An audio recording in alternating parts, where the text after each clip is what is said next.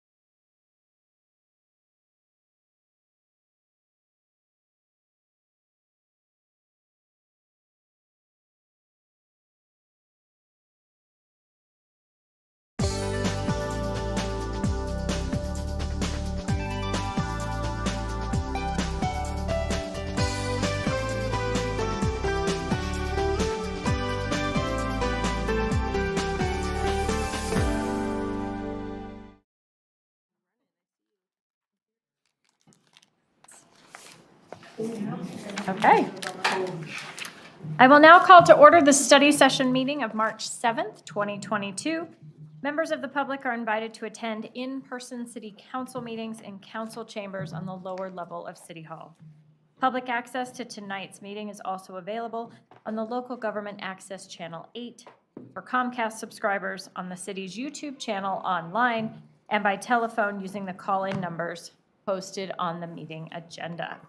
So we have 2 council members virtual. I will do my best to make sure we are connected, friends. Thank you so much. Joanna, will you call the roll, please? Mayor Lighty, Here. Mayor Pro Tem Wilford, Here. Councilmember Wikovich will be absent, Councilmember Hadamio. Here. Councilmember Duran Molaka, Here. Councilmember Lukman Hiramasa. Here. Councilmember Goff, Here. Councilmember Brown.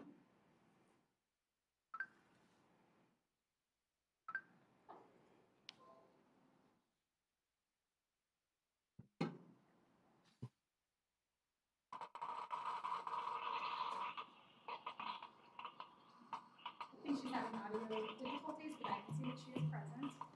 There's coffee going in the Councilmember background. Walker. Here. Thank you.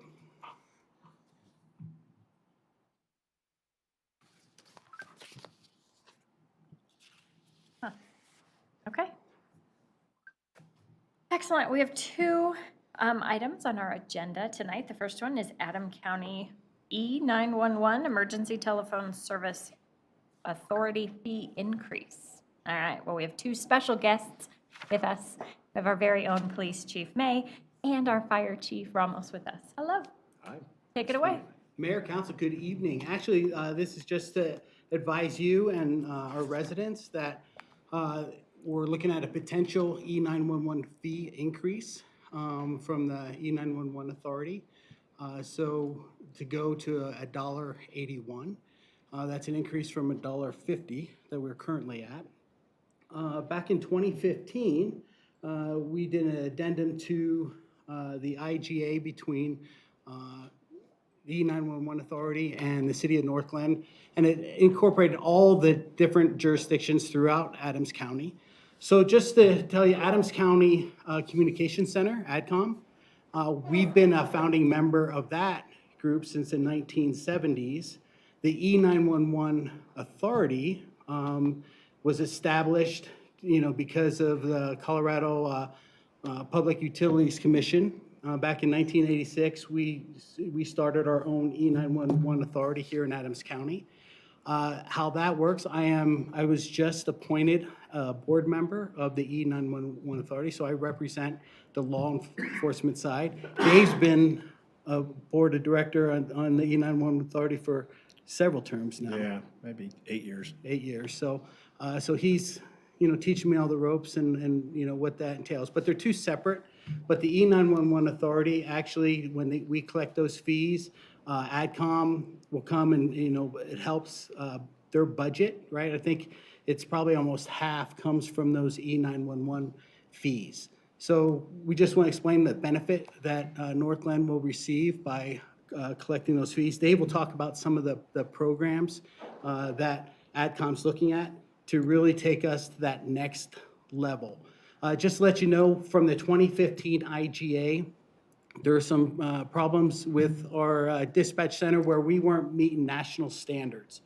So at that point, we were at, I think it was 70 cents in 2015. And so we asked to go to increase that rate, so we can get our standards up so we meet that. And especially when it comes to taking the call, a 911 call, and then dispatching it back out either to fire or police service. The time was way out of range of where we should have been. So those fees at that time paid for more dispatchers and everything else, and actually that brought up our ADCOM's capabilities in our dispatch service. Technology has changed a lot.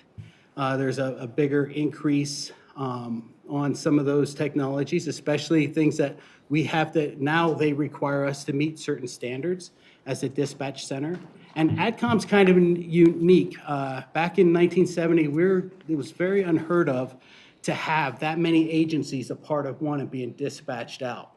But before, agencies would have their own dispatch centers, but over time, Jeffco just went to Jeffcom, so they combined. So again, our model of how we dispatch is very successful, and then it's the sharing of funds.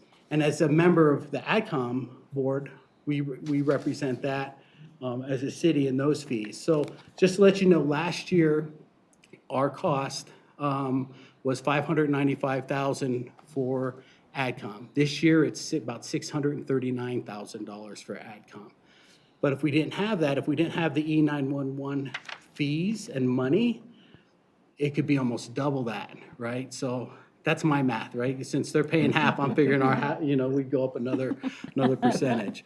But yeah, so that's kind of, the importance of our dispatch center. And we work very tight with, our North Metro Fire staff, and he could talk about some of the things that on the fire side that's helpful. But again, getting that information timely and important, and then some of the other things that we tie this to is very important. So go ahead, Dave. All right, I'll pick up from there. I think Chief May covered a lot of it. Good evening, Mayor and Council. It's nice to be here. I haven't been before you in quite a while. Yeah, like I said, I think Chief May covered a lot of it, but what's really important about that E911 authority fees is, that primary source of revenue, and it really is two primary sources, as Chief May said. That secondary sources of the fees we pay. There are 8 agencies that are members of AdCom, 4 police agencies, that's Brighton, Northglenn, Adams County Sheriff, Commerce City, and 4 fire agencies. So it's North Metro Fire, Brighton Fire, Commerce City, South Adams County, and Adams County Fire. So those are the agencies that make it up, and then we pay our assessment fees, which make up a good another 50% of that budget. And so I think going back, talking about a few programs to 2015, when we developed a strategic plan at AdCom, we knew that, when we measured ourselves, we looked at those strengths and weaknesses, that we had some good things going for us, but we were way behind in both technology, infrastructure getting old, capabilities to dispatch that call quickly. So when we set aggressive goals in hiring, there's a lot of needs. So the E911 authority pays for a couple things that are really important. First, if you're going to dispatch a call, the phone systems that get that call into a call center. Secondly, it's that technology piece, so it's computers, it's software, and then third is radio systems, so towers, and just getting that message out to units in the street that they've got a call. And so I think Chief May already mentioned this, but that biggest thing we needed to do is we had a strong recognition that what we were doing for the delays that our citizens had when calling 911 wasn't good enough. And so we began to grow our programs a lot. We had to do things like add new dispatchers, add new training programs, new software pieces. But with that now, one of our big challenges is we've got a center that's older and it's small. We literally have people working in closets at the current building. That's not even a joke. A computer sitting in a little closet. And we needed more space. And so we're rebuilding that center at AdCom at a cost of nearly $9 million to house not only today, but our future needs. And that's a pretty crucial element to providing those services, because we're not going to keep pace with the community's needs without those investments. So we've got big investments, and I think that probably becomes obvious to you that if we don't get a substantial amount of that money from the E911 authority, then it falls back on those 8 agencies. So Northglenn's share of that cost goes up drastically. So does North Metro Fires. And I think even with that cost, we're looking at still some pretty significant increases in the future that far outpace inflation just to keep pace with new technologies and growth. And, that's probably going to sit in that area between 6 to 8%, even with the increases. So you can see it's important to my fire district. I think it's important to the city, and that it's going to be hard to meet the community's needs without raising those funds. I think that the one piece we might have left out is in that intergovernmental agreement that we signed, that you guys signed in 2015, we had 2 components. One that allowed us to raise an initial rate where we moved from that 70 cents to $1.50, and one that let us capture increases as we move forward inflation. So it's been a few years before those rules and legislation caught up, and our agreement allows us to do that. And now I think we're doing a bigger catch-up, that 31 cents. But in the future, the intent is take inflation as it comes. We believe that's a lot easier, more palatable to the customer, that if it's 3%, than jumping, a bigger percent, that 31 cents in 1 year. So that's the plan. And that's the oversight, so the Public Utilities Commission actually sets that top rate.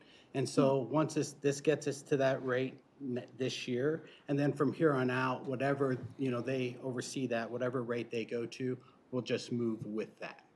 So that's the purpose.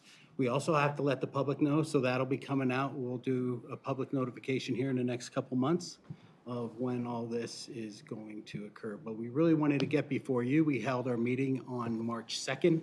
I sent some information out there, and really, those kind of meetings, nobody really shows up. The public didn't show up, but this is another opportunity to get the word out, so our residents know what we're doing and where we're going. Again, another thing that we've implemented too is, a lot of people, and when they call 911, some they can't talk, right? So now with the systems in place, we can identify where that call is coming from. And even if it goes to another jurisdiction, it comes back, to AdCom. So again, the technology in this space is increasing just tremendous. So, so who knows where that technology piece will take us, but it's a great, I'm very thankful for the board, both boards, trying to get this so we have the best communication system available to our residents. Great. I have questions and comments for you. Councilmember Mullica. Yes, couple clarifying questions. So the 31-cent increase, is that the same for all cities and unincorporated atoms that are a part of this group? Or does that vary by jurisdiction? No, it'd be across all Adams County. Okay.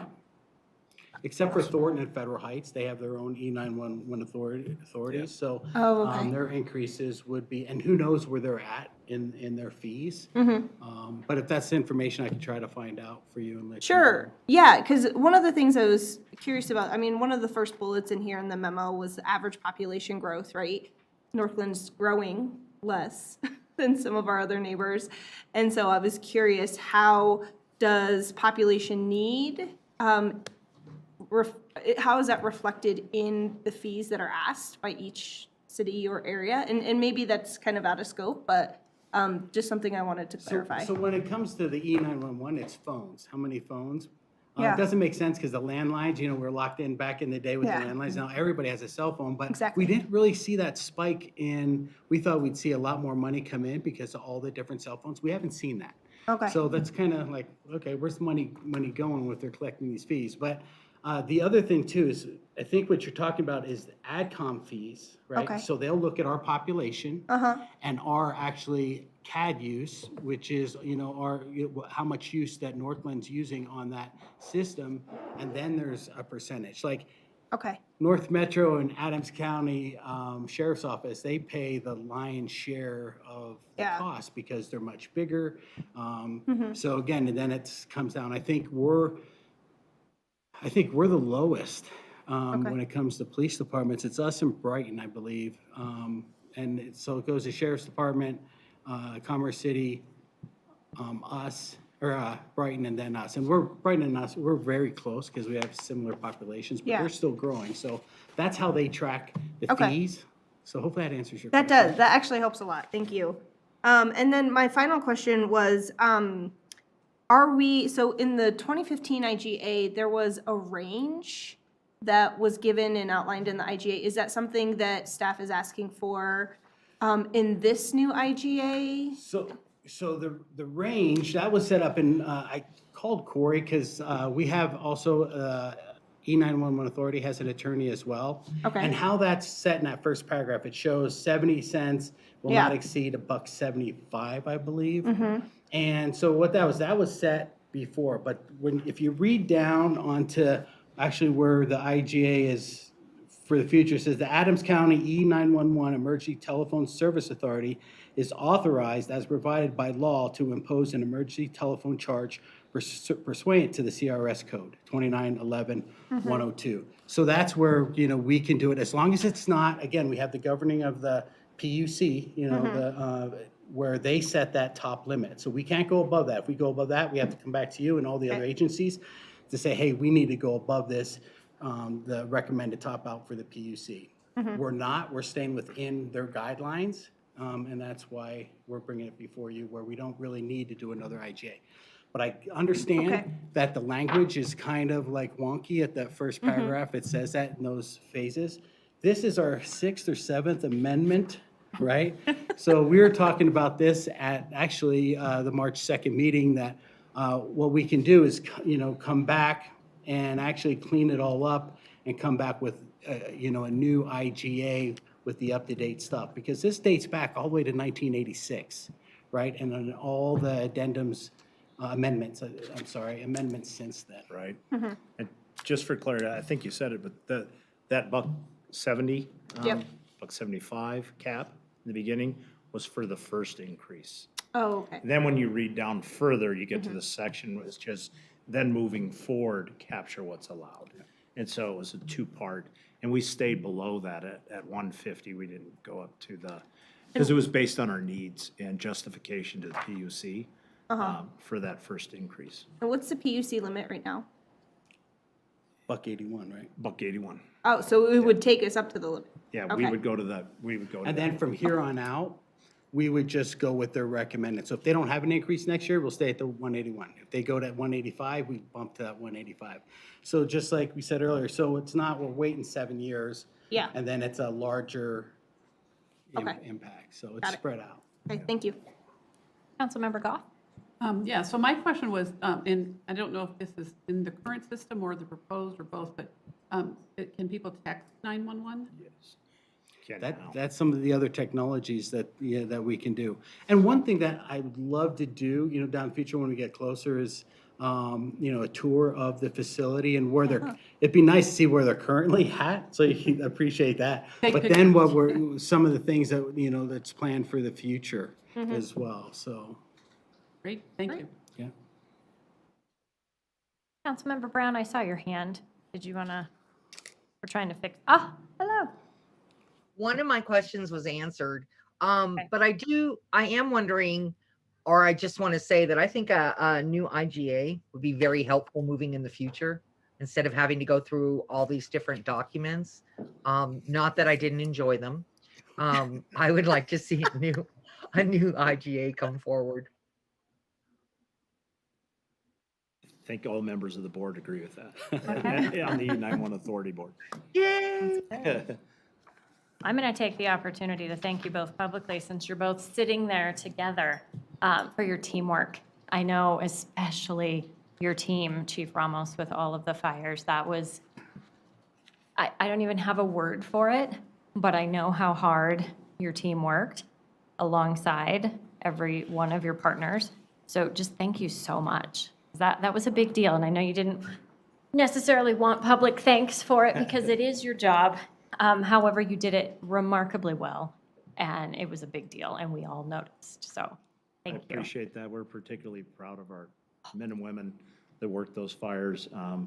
We committed a lot of resources there that day, really our entire department, and then called back to replace everybody that was online. And so, so did a lot of departments around us, just like the city of Northglenn, who sent a lot of resources to help out as well. So love being part of that bigger community response. I think we all do, because it can happen in our backyard. So, yeah, thank you though, for the recognition. Thank you. And then when is 62 having their housewarming? So we're looking at May. So we are finishing the last of that construction project, and that's paving in the back parking lot. We were Okay. trying to get a little beyond COVID time so we could have a lot of people, especially, children visiting the station. Yeah. And so I think we're shooting for late May. Okay. And I think I might be scheduled to give you a annual report update in May. And Okay. that's when I plan to announce and invite Okay. all the council members to please come see the beautiful new station. So 2 new stations in Northglenn with threes and, yeah, and I think they're both awesome improvements. That's awesome. May Thank- 2nd, you're on the Hey, agenda, Chief. all right. I'll be here and I'll have an invite in Okay, hand. All perfect, right. perfect. Well, thank you so much. Well, thank Thank you. you. Have a great evening.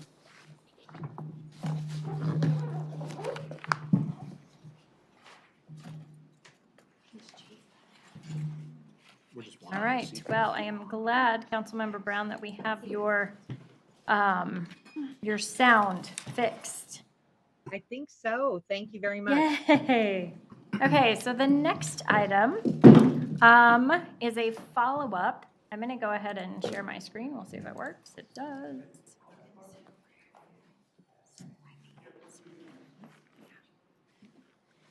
Ta-da! Does that work okay, Joanna?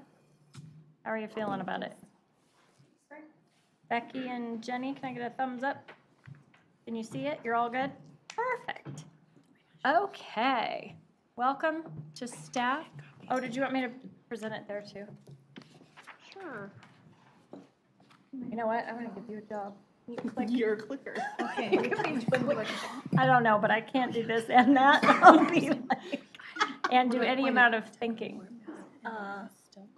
See what happens. Click forward. It's okay if we can't get it on. Yeah, you can see It's that. okay. little- I'm following it on my computer. Okay, It's fine. okay, if everyone can see it, we're good. So welcome back to staff, welcome back to council. We're gonna take a little step back to our strategic planning, part 1. Perfect, there you go. We're gonna reflect a little bit on where we were and then jump in and hopefully make some decisions tonight. So where we left off was we let our ideas simmer a little bit. We had generated 23 amazing ideas, but we sort of just set them aside for just a minute with this quote about the best recipes. Need a bit of time for the ingredients to settle together. And so we use this Padlet, which is just a format to collect ideas. There were 23. Doesn't it work? I know. Joanna's just doing it by hand over there. So, like I said, we had 23 great ideas. So we're going to go through them. So the purpose of tonight, we want to review all the ideas. We want to prioritize the most popular ones. We want to discuss all of the ideas, even if they had less engagement or support. We want to make sure that we're all having a public conversation about if we want to set those ideas aside for next time. And we have staff here with us to answer some questions. So this is just a clarity of process. So again, we had 23 great ideas. 14 of those received support for more than half of council. Some are easy to implement now. Some will take some more time and or funding. And some lack adequate support from council at this time. We're going to start with the most popular ideas. We're going to read through them and provide space for comment on each one. We're going to check in with staff along the way for their input and comment. But for the sake of time, this is just a process piece. No need to repeat ideas for support, right? So if someone goes, I think that's a great idea, everyone doesn't have to wait to be called on to repeat that. However, we want to make sure that everyone's voice is heard if you have concern or ideas or additional information to share. And the goal is to move forward with some amount of consensus on each item, either consensus to move forward, consensus to bring it back for a study session, consensus to table it for now. So where are we with the process? Does that make sense? Mm-hmm. Councilmember Brown and Mayor Pro Tem, you guys good on process? Okay, perfect. All ideas that move forward, so this is just something to consider. All ideas that move forward need to be prioritized in the 2023 budget. And so there's a couple questions we have to consider because it is really, really fun to brainstorm ideas. Like it's a blast. And we had a lot of fun doing it. However, they all cost money, either time, which is FTE, which equates to money, or actual, just, hard cash. So we just need to keep that in mind. How much money do we want to spend? And making sure that that's something that we're aware of. Okay? So we're going to get started. We're going to start with the full support ideas. Those are the ones that had 8 likes. And so that is, plus there's also, they had high engagement and comments. Okay. Yes, So was Becky able to weigh in on these? she did not. I don't know. Yeah, so she's the only Curious. one. With Yeah. count? Okay. Yeah, She yeah, yeah. was, if I can interject just briefly, Mayor, we Yes. did send the Padlet link to her, the mayor did, right Oh, okay. after the Okay, retreat, cool. Yeah. the retreat, and both to Nick as well. Right. Okay, so the first 2, I'm going to go through. So the first one is the Clean Up Your Ward event. This was an idea brought forward by Councilmember Walker. It had 8 likes, and there was some engagement there. If you look to the blue box to the right, this is staff's response. They really need clarification from council on this one. And it's probably looking at implementation of 2023 or beyond. So I think we're just gonna open that up. This was your item. Do you want to provide some clarification?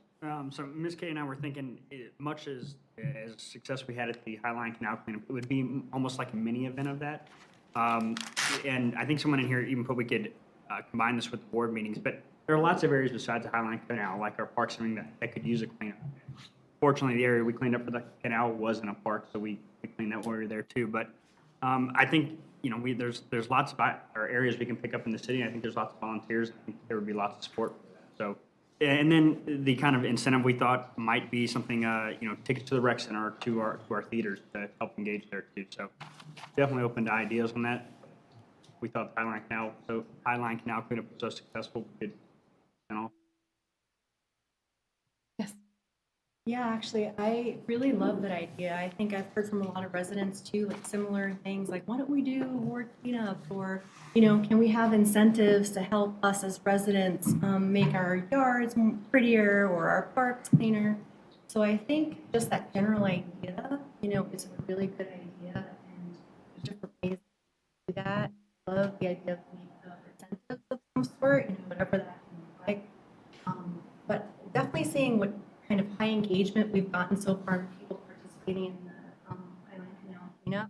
I was out there Saturday freezing to death, but there were people down in the trenches picking up trash. So I just want to say that I absolutely support it. I think there's a couple of other ideas floating around there as well that I feel could almost tie in with that as well. Like the same idea, just encouraging residents to pretty up. I think there was some confusion about the second part that talks about residents struggling with municipal codes.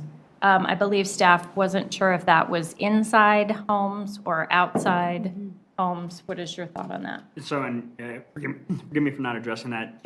I've received some complaints from residents now that we put out the piece about the sustainable lawns that we have out there in those days. So there's been some complaints about some of our code enforcement.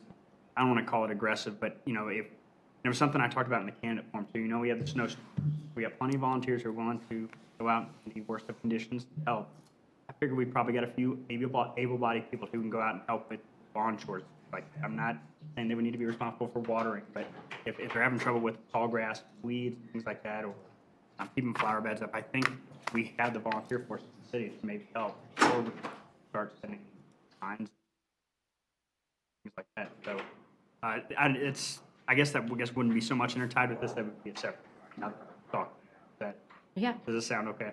Yeah, I hear you. We split that Like out. two things that Yeah. are different. Okay. Makes sense.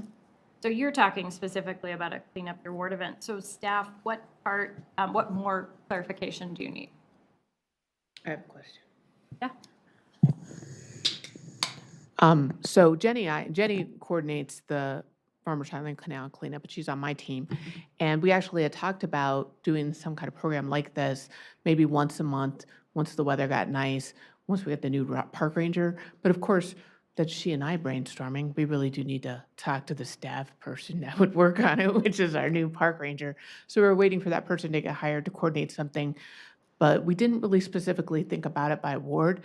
We were thinking what parks have the most need, talk with staff about not just cleaning up trash, but perhaps projects like something needed to be painted or, some kind of, flower beds needed to be planted or that kind of thing. So are you really tied to the ward is my first question. Does it matter if do you just want parks? Do you want trails? And the other thing is we were kind of looking at that as a refresh of our parks and trails programs because it's definitely waned. We don't have the same kind of interest of people going out there on their own, which is why we kind of thought the same thing that you did, which is it's once a month, we promote it, we have anybody shows up, which is great. We have incentives when people get there. There's some camaraderie. We kind of felt the same way and that would be a little bit more interesting for people to volunteer. So just kind of wondering how tied you are to it being by ward, or should we pick areas that need the help, or what? How would you prefer us to prioritize?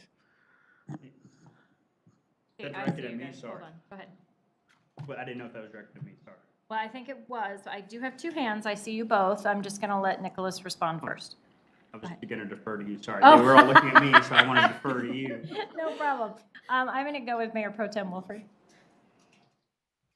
Thank you, Madam Mayor. And just real fast, council members, if y'all can speak into your mics, I feel like I'm getting bits and pieces of what y'all are saying and I don't want to miss a thing. I can hear what staff is saying really well, so I don't know if there's a way to kind of move council members' mics just a little bit closer because y'all have a lot of awesome things to say. So I was almost thinking that this could go one of two ways. The way that I had initially envisioned it after hearing Nick's idea was that we were picking a weekend that was like Ward 1 cleanup weekend, and there was a set of dumpsters and recycling containers in one area of the community. And then at the end of, Saturday night or something, there's like a block party and maybe there's some sort of list of resident needs so that residents can apply and say, hey, I need some help, moving this tree or weeding my backyard or doing whatever it is, so that it's more positive, people are saying that they want the help.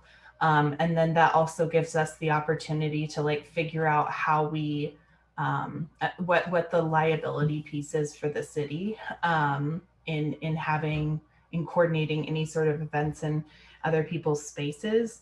So that was one thing that I was thinking. And then, I think the other thing is that I do really like the idea of doing parks and trail cleanup as well. We had a church I think they're in Ward 2, but come over and do a cleanup and refresh over at Croak Reservoir a couple of years ago.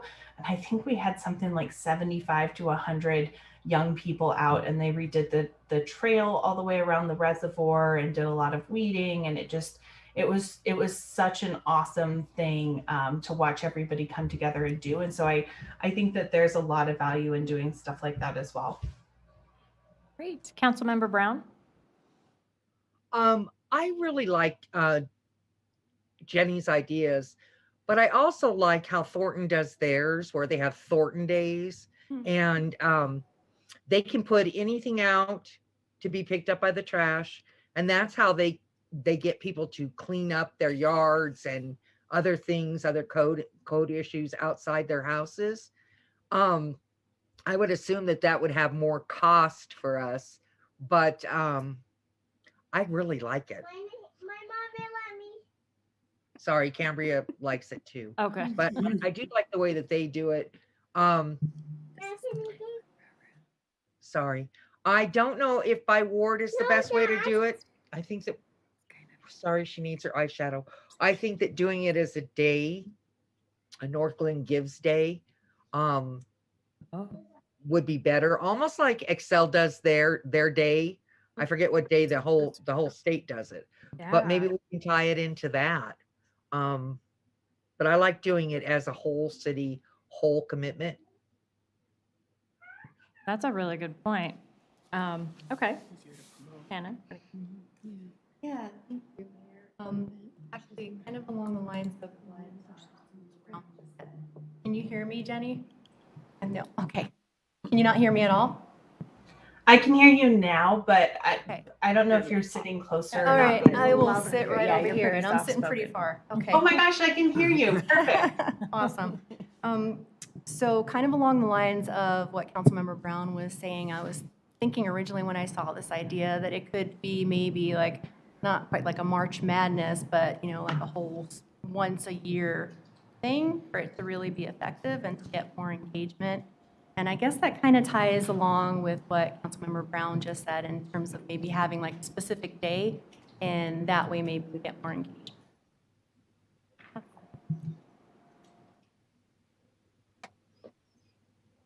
I don't know how you guys feel about in your neighborhood, but if one person's out there in our neighborhood making everything all pretty within the next, like if that's Saturday, Sunday, everybody else is out there making sure we're very competitive over here. Making sure that they're also looking pretty. So Well, think it'd be- one day might feel a little more doable from staff. What do you think? From my perspective, a lot easier to promote, and we can do it multiple ways. We can not only use the connection and put it on calendars and stuff, we could use utility bill inserts as well, as long as we had enough lead time. But who we really need to engage on this one is Public Works, because they'd have to provide dumpsters, extra dumpsters, have them in neighborhoods, that kind of stuff, if that's what we are looking towards. But volunteer-wise and promotion-wise, one day is a lot easier, because it's everybody, it's this day, this is what we're doing, you know, this is where resources are going to be. So that makes it very easy to message. But I want to hand off, would parks do stuff with this too? So. Yes, so I think, as somebody mentioned earlier, it's kind of developing into maybe 3 different pieces. One being the public property piece, right? That's a pretty easy low-hanging fruit. We have the the park ranger coming on board. That person will be trained as a trainer in Leave No Trace. There's lots of opportunity there for kind of those mini projects to happen throughout the year with the help of that coordinator. I think would work closely with Jenny as the community engagement coordinator as well. So those park property ones are pretty easy to implement and can happen this year as a starting point. And then as Diana said, as we move into the second piece with the code and private properties, I think that looks a little different. And then that Northglenn Days piece of a single day of larger projects of residents potentially signing up, I think is a next step. So you're right. Thank you for paraphrasing. 3 ideas. Sorry. we had one. Yeah, I was going to say, I hope they're not all going to go this direction. Yeah, exactly. Every idea multiplies. Okay, so, yes. Hi, Brooke. Hi. On behalf of Public Works, I just want to mention a couple of things, is that we do a spring cleanup, which last year we did it at M&O. The year prior, we split it and did it at Northwest Open Space and M&O. And what we found is that doing it over at Northwest Open Space logistically became a challenge because of the shuttling of the dumpsters to and from the landfill. And last year at the M&O was so successful, it took them almost, I think, 3 or 4 days to clear out everything that came in because of how much participation we had. So one thing to keep in mind is that I think as Councilmember Brown was talking about, is like a curbside pickup would have to be very, very strategically deployed, because we would be talking about the unknown amount of resource that would be needed on every single block to come and pick stuff up could be a challenge. The other thing that we've also done from a code enforcement standpoint is we've identified problem areas and we did a pilot last year for a neighborhood specific cleanup, simply because it was trying to help with our case management, because we do have a few hot spots where we get year-long complaints about this very issue. So I just wanted to provide that backfill of stuff that we're already doing. I really appreciate it. So I'm actually going to take us back to the original idea for just a minute, because I know we kind of took it in a fun, creative way. But if we go back to the clean up your ward as it connects to, similar to the Highline Canal Cleanup Day, because this is not about personal property. this is about parks and trails and having an event. So then we go back to Jenny's idea of saying, okay, if it's in Ward 1 and it's on June 3rd or whatever, and we promote it, and everyone gets out and picks up trash everywhere in their ward, and then gathers for a concert or a barbecue or a ward event. That, I think, is very different than what we're talking about now. So can we talk about that first one?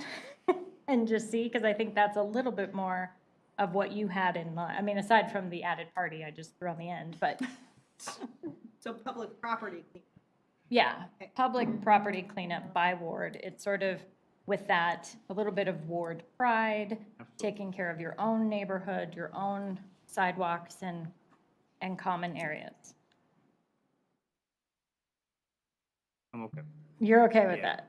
Like, as a ward, do you want to blow it up into a fun, more of an event, or do you just want, like, the Highline Canal cleanup day? I'm kind of worried now that this thing is not snowballed, but, you know, historically we have wards that have more participation in city events than others. And Ward 1 being one with a relatively low percentage of participation, I kind of like the idea of doing a citywide one, like we pick a spot or something like that. Okay. I don't know, what does anybody think about that? I mean, because let's say we snowball it into having the 4, all of a sudden that could be 4 different concerts in 4 different months, 4 different Saturdays. Which I think we're doing anyway. Yeah, this summer we are, yeah. I mean, we have summer It events gets busy. anyway. I know. I don't know. I just think the one day turned into a clean up your own yard with a dumpster, and I was like, I do that every Saturday anyway, so I don't know. So I'm just, and then there's the additional volunteer piece, because I think that second idea is great too, as far as, maybe it's leaves instead of snow, but it's still a concern for those same residents. So I don't know, I'm struggling to navigate this. Jay? Yeah, I think we're moving away from the last part about the volunteers to help residents that are struggling with municipal codes. And That's that's a a fourth huge, idea. yeah, Yeah. I think that's the problem is you have people that aren't able-bodied, and if we can make it so they can sign up for it, just like the snowstormers, they can sign up for that. If they need a pickup, we have plenty of people that are in my ward where I know they've struggled with it for years, and, I do my best to shovel for them when they need it. Or, but this is completely different. This is, more code enforcement with how they're letting their yards, get unkept. So that's, something that I addressed here. I'm just gonna address it just now. I do like the spring cleanup part. I think that should definitely be something we push. M&O doing a great job. I think that's something that my family's always taken advantage of for our ward. If we see people that need help, we'll help them get rid of the branches or whatever, take them in our truck because, we're able to do that. And I think that, I think that's more of what it is instead of making it more of a celebration. And that sounds fantastic, but we need to help people that really need the help because they're getting fined, and you hear the frustration that they're, maybe they're elderly, maybe they have some disability that does not allow them to be able to do that. So I think that's where we should concentrate more instead of the fun at the end, which I think is fantastic. But I think that's just the main issue. I don't, now I've got 5 ideas. I don't know what we're doing. Catherine? One thing that occurs to me is if we did some different events by ward or area and figured out a way for maybe residents to sign up if we're going to combine these two, I don't know. But the thing that we could be giving people would be either some kind of ticket or certificate for one big centralized event where there'd be some food trucks and this band and all that. So we have one big celebration. That's a thank you to all the people who volunteered, to do this. And I know we have a volunteer dinner, but this, might be something different outside or whatever. But because I do feel like, I know we do events, but if we'd have 4 different events, one for each ward on different days, I mean, it's probably worse if it's on the same day because then you've got everybody everywhere. It just, it doesn't seem quite as special, and it's, this is very, I'm sure, labor intensive to do all these different things in different places. So how does the one day differ from the Highline Canal? Is it just a different location? Is it really essentially the same? Well, that is a good question. I guess I was thinking it would be a different location. You know, maybe people, I don't know what advanced like sign up an organization would be required, but people could pick different locations or different parks or, you know, even corners or like somebody had mentioned flower beds that aren't being taken care of. That could be something, you know, people would sign up to go do that on that day. I don't know. I don't know. It's kind of hard to hash this out into something that's like really specific that can be implemented. Becky, what do you got? I got a couple things. The first one is that I'm not so sure this is really a budget thing, but I realize there may be some funds that need to be used or whatever, but I'm not so sure that it's an actual thing that we have to worry about for the budget. I'd like to ask Brooke how many dumpsters we actually have. I don't know a lot. I know that Public Works also has a dumpster program that you can, if you get 5 people on your street, you can reserve one and it'll be delivered. I know that they have that program. I want to say that I know it's more than, it's in the double digits, but I don't know what the total number is. I want to say it's in the high teens or low 20s, the number of dumpsters, but I could be mistaken. I still like the one day. And then I would caution that we only go to people that have signed up, because some of the other people who have code enforcement issues that we see, they are not as nice as we think they are about receiving help. I remember Kathy Novak made me pull a 3-foot tall weed. So, because it was over the limit, but it was a joke. I just worry that if we expand upon it at 4 meetings, in 4 areas, I don't know if we're going to get as much turnout as we would, because people might volunteer for Ward 1, and we all get together and we go over to Ward 1. And then less people are going to volunteer for Ward 2 because they just did Ward 1 and they're tired or whatever, So I am totally in favor of a one-day event. And I really think that there should be dumpsters set up in various areas. That's why I was wondering how many there were, Brooke, so that people could take their stuff to the dumpsters.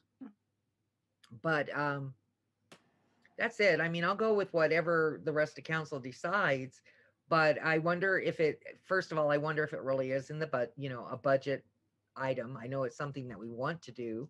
And then second of all, I'm very in favor of one day and being very careful and cautious that we're only going to people who've asked for help. Okay, I think it's starting to take shape. Julie?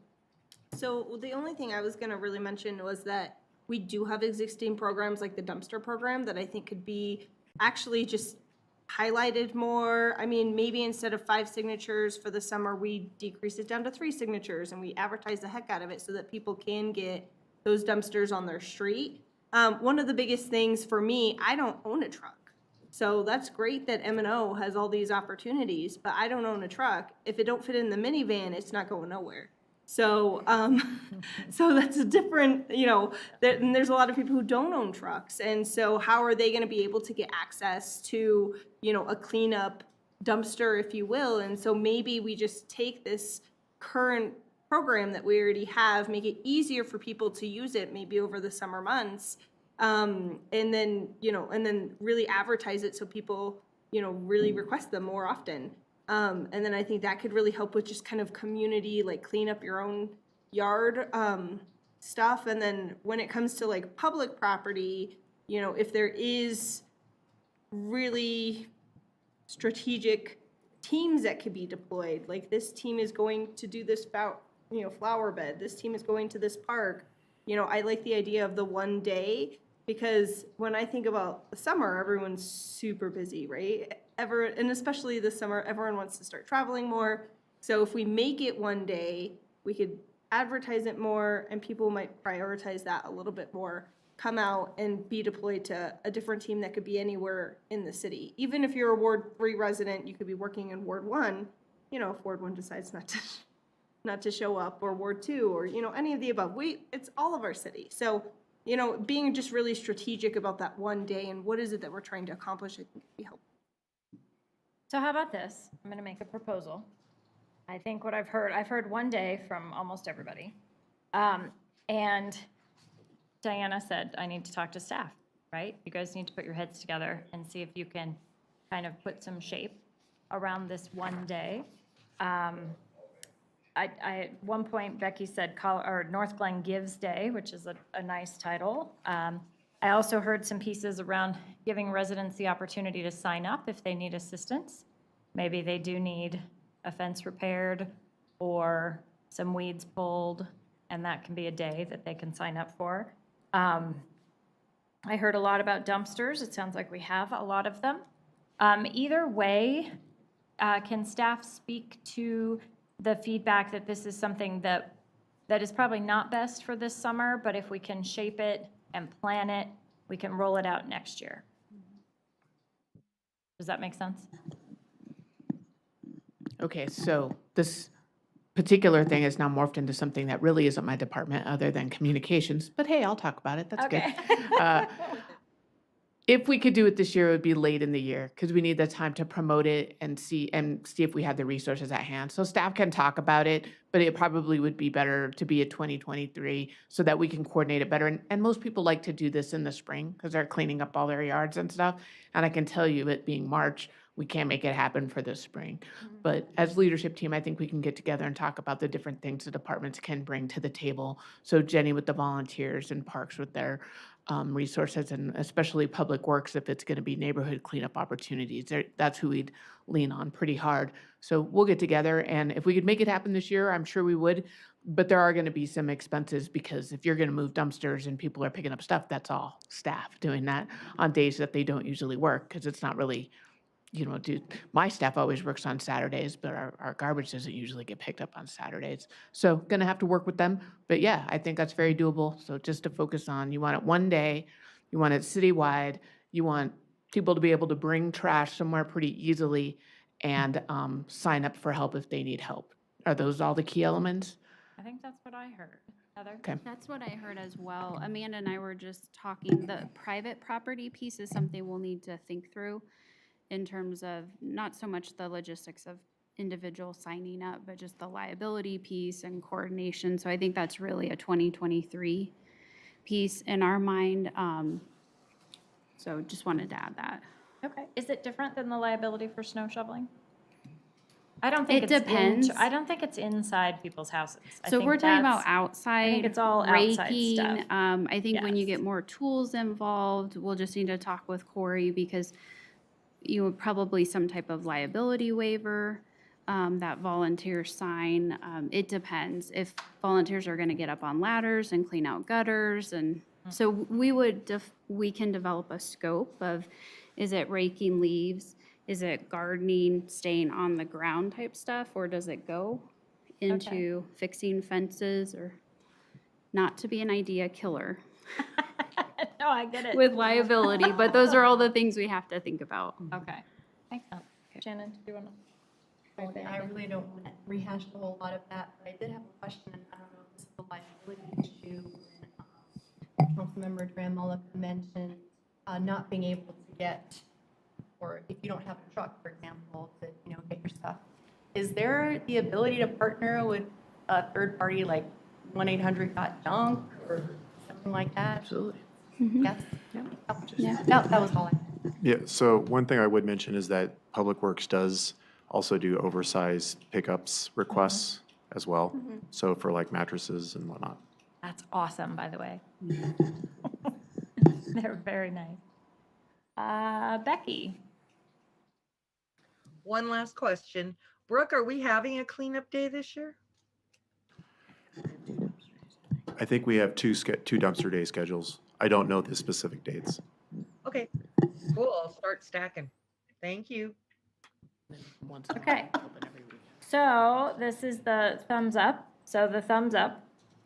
Diana, summarize the 4 pieces. Can you do that again for me? Citywide, one day, we want it good for people to be able to get rid of their stuff, so easy access to dumpsters. And look at if you are an individual that needs assistance cleaning up your property, if we can do that in any fashion. I will say, I do think it can only be front lawns, because you can't go in people's backyards and you can't go in their house because of the liability. So I already knew that part because we were looking at this already once, but didn't get very far for whatever reason. Okay. And then 2023. So thumbs up on that one. I see a bunch here. Becky, how you feeling? Becky Brown? Yes? Cool. Okay, moving on to the next one. Also, Nick's idea, farmer's market, but that one had a ton of excitement, lots of interest in that one and staff's input. I'd like to hear more. They're currently looking at a partner and there is current funding available. So Heather, you want to tell us more about that? I'm going to kick it over to Diana. This isn't her. Oh, okay. We're just speaking about it today. Really didn't plan to come and talk the whole time. I just want to give that caveat.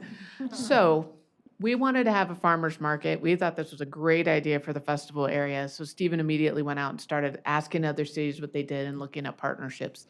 There is a farmer's market that focuses on the North Metro area. We actually found 3 that we thought were great. Yeah, 2 of them didn't think we were so great, but the one from the North Metro area did meet with us, but said straight up, I can't make this happen this year. I have to go to all my vendors, see if they're interested in coming here. A couple of things that weren't to our advantage is there's not a lot of traffic. It would be relying basically on marketing, which would be on us. So couldn't make it happen this summer because the people that we were trying to partner just were like, got to see how your festival area looks. And you have to realize it's a brand new space and nobody's seen the programming in it yet, right? So hopefully after a summer of programming, we can bring more partners to the table and be like, no, look, this is great. We have a ton of traffic. People will come. We'll promote it.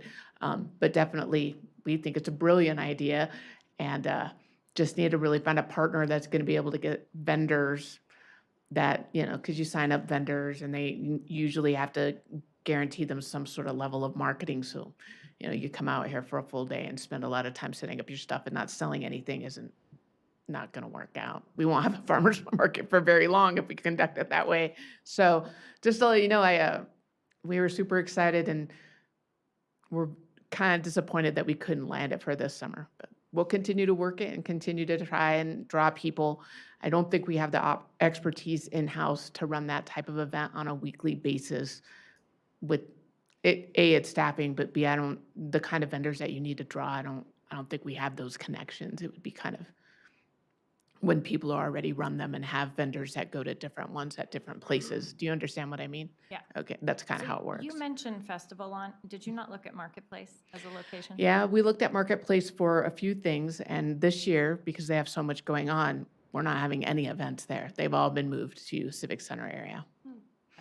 And then Becky had an update from Tri-County Health Department too, if you want to tell them. Just that we did a food access assessment with Tri-County Health Department, and they have some connections with like a Colorado Farmers Market Association.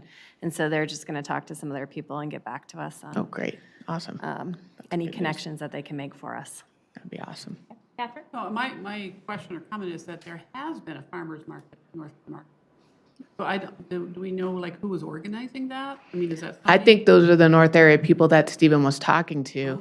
And if it wasn't successful there, what's going to make it successful here was one of the questions. And, these people this is their livelihood. Right. They don't just come because we think it's cool. And it's their livelihood. So it's kind of about making a deal. Food trucks are kind of the same way. Like we had food trucks come to all the parks. We guarantee them a minimum. If they don't sell that much, then we write them a check. And that's how we get them to come. They don't come out of the goodness of their heart. So, it all has a price tag. I did not know that. Thank you. Becky? I may be duplicating what was just said, but there's been a farmer's market up at the marketplace. I've gone every year that it's there. Could we not just partner with that particular farmer's market? I think it's the same one. And leave it there? Just repeat it. I don't think. That was what Catherine said. Do you need? Okay. Okay.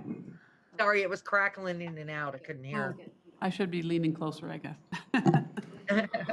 You never know, Catherine. You never So know. this sounds like an idea that is not moving forward this summer, but is going to stay on staff's plate into next summer. Yep. Yeah, So- Just one other comment is that I had put on there that the diversity board, this was one of their like ideas that they generated. So when you get to the point where, you know, things are starting to shape up, if you would let us know, they have, you know, contacts and possible vendors. If we want to expand beyond just food maybe, or I don't know. Okay. I think that's cool. Okay. Is council ready to move forward? Yes, great. Okay, so those were the two that had the most ideas. Now we're looking at almost full support. 7 likes. Here we go. So the first one, new bathrooms at Webster Lake. This was Julie's idea. And if we look at staff input in the blue box, I'm going to let Heather take it from here. Sure, so this project's currently out for bid, correct, Amanda? We're Or just developing getting bid close? documents Okay. for this one right So it's now. going to be put out for bid, and what we've done is we've included a bid alternate for the option to go ahead and have a full renovation of the bathroom. So what that will require is staff, at the time that we bring a contract forward, to request support from council for funding of the renovation of the bathroom, if you provide direction to go ahead and do that tonight. So we don't know exactly what that amount will be. Amanda, did you have a chance to do some thinking about what that might ballpark I range did. look like? So the current project includes a rehab of the existing structure. So the structure stays in place, but rehab of the ventilation system and then of all of the fixtures within, replacement of doors, replacement of mag locks. But it didn't contemplate demoing the structure and putting in brand new structure in and starting from scratch. So doing that, if we looked at the numbers from the Kiwanis, or I'm sorry, not Kiwanis, from Northwest Open Space and the prefabricated building, that was about $350,000 3 or 4 years ago. So as we look at whether that be a prefabricated space or a built on site and demo costs, we're probably in the $350,000 to $500,000 range to add to that project to be able to start from scratch there for that 3-unit facility. Okay, Shannon. Thank you. So as part of that, I'm just curious because we all know and we hear from residents, and I've seen it myself, a lot of shenanigans, so to speak, happen in that bathroom, in that restroom. I've seen it firsthand. So I'm wondering if part of looking at, redoing those bathrooms includes some type of safety assessment, if that's included in costs and requests. So the space is within the area that we're looking at the subtet assessment for, so it'll include that. Staff have also talked about doing some brainstorming with, during that design process of how can we add maybe some audible or alarms. So not only does it tell us that the mag lock is open, but sounds there in the space, which then may make it a lot less desirable to break into that space and try to use it. So that's one possibility, would be how do we deter that a little further beyond just locking the doors after hours, but really make that less desirable. And then we also have talked about, do we need to, I noticed on their fire alarms, and how does that get integrated into those spaces? And I think with new space, that's certainly a possibility. That's actually great. There's a public bathroom in Fort Collins, and it has those same safety. Like, I think an alarm goes off, it's locked for more than 15 minutes. And then it opens automatically. Okay. Okay. So do we have, Becky, I see you. I'm just gonna toss this out. I know we have a great general reserve. No. You know that. And, I want to spend that down a little bit. I'll give you that opportunity on Thursday, Becky. Yeah. When we talk about new City Hall. I get it. I'm wondering if a second smaller restroom wouldn't be okay too, Because I know that one, like when we have our events up there, it's a mess anyhow, but it's a mess to get in there, right? So I'm wondering if a small second one might be nice too, to look forward to in the future. I'm right with Julie that this one has to be taken care of as soon as possible. But I do think that a second restroom on the other side of the park, I know there would have to be water and everything brought in, might be something for the future to think of. I was going to follow up on that on the east side, I don't know if there still are porta potties or whatever you call it, but there used to be. So I think, I would be interested in seeing what the cost would be to do a smaller one over in that same area. I mean, I know the water is a big issue, but, compared to years of renting, portable We toilets, could it do might a be. bid alternate on that. Okay. I have a healthy fear of porta potties. I don't go in them. I was known to go to the rec center. Okay, so I think we have support for that. Everyone thumbs up on that idea? Okay, great. Next one, Northglenn Days. This one is another one I think that is big in scope. And so Shannon can speak to it, but staff's initial input was that there's a lot of questions. It could cost up to $25,000. The question is, are we replacing an event or merging an event or adding it? But it's probably not going to happen this summer just based on timing. So go ahead. Okay, thank you. This is definitely something that I didn't think would happen this year, but I think with just the development of the new Civic Center and with our Festival Lawn and Memorial Parkway, that it was designed for these types of events. And I think having a Northglenn Days would really, I think, be special to the city of Northglenn to have its own day on the map. I know we have Pirate Fest and a lot of activities seem to be centered in like BB Rains Park in that area. So I think having a chance to utilize this brand new area and building that sense of community there would be great. I love going to different events like Arvada Days, Broomfield Days, Boulder Creek Festival is another one, and they're all held during the same month every year. So it would be something that would be consistent, depending on whatever we come up with. But so, for example, every June there'd be a Northglenn Days, and it would be just a chance to showcase a lot of local vendors and food trucks and have things possibly like carnival rides and events for the whole family, just kind of that wholesome type of event that I think is what we represent here in Northglenn, small but mighty. So it was just an idea that I thought with all of these other cities around us have something that's kind of special like that. And I know Pirate Fest is a big thing.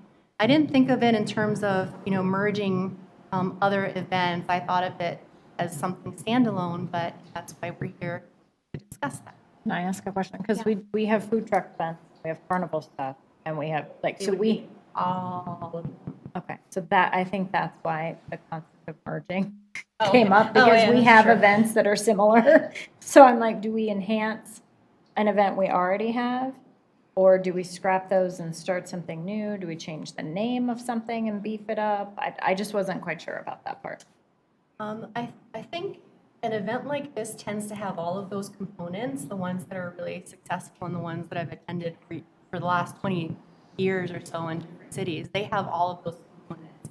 So you have your food trucks, you have your artists, you have your people selling their local wares, you have your local businesses also have a chance to, and they would pay a fee, so there would be a fee to rent the booth to showcase their business. So that's maybe some way to recoup some of that $25,000. Broomfield Days also does like zero waste, so it's a good opportunity to tie that in too in terms of our strategic thinking, sustainability, and so forth.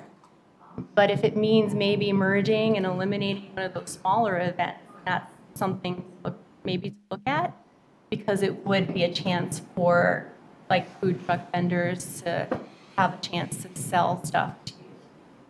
Yeah, we have. That's what I'm trying to figure out. Becky, I think we may have to merge it all into one. Yeah, I would think this takes a conversation with Steven to see if we can actually do another event. They're pretty strapped in the event department. I mean, we might be able to merge one, but Steven's really got to let us know if they can, if staff, I'm sure Heather can too, but if staff could even take on another event. I'm not in favor of just a Northglenn Days. And the reason is all the work that goes into Pirate Fest, where we do have the rides and stuff, and the cost, and with people doing overtime or however we're doing it. So I'm really not in favor of a whole new event that is for Northglenn Days. I'm not saying I wouldn't want to merge it. I mean, we did get rid of Magic Fest, but that was like October. And I think Derby Days is down. I noticed that Julie had mentioned that Derby Days is down to just the Derby from what I remember from last year, but it may have been COVID. I could see it being combined with something on a smaller scale, because we're already bringing in the rides. We're already bringing in all that good stuff on Pirate Days, and that kind of is our Northglenn Days. We're very well known for our Pirate Fest throughout the state of Colorado. So, I mean, I think it's a great idea. Northglenn Days is a name. I think all of the expectations from this, we already hit on with Pirate Fest. And we know from past experience, getting the food trucks to come to our events is difficult. It's really difficult. Not only our neighborhood events, but even our events like at Pirate Fest. I know Steven's had problems in the past securing people. So those are just my comments on it. I'm not in favor of it being a separate day. I think it's redundant to Pirate Fest, and I'm totally against changing the name of my Pirate Fest.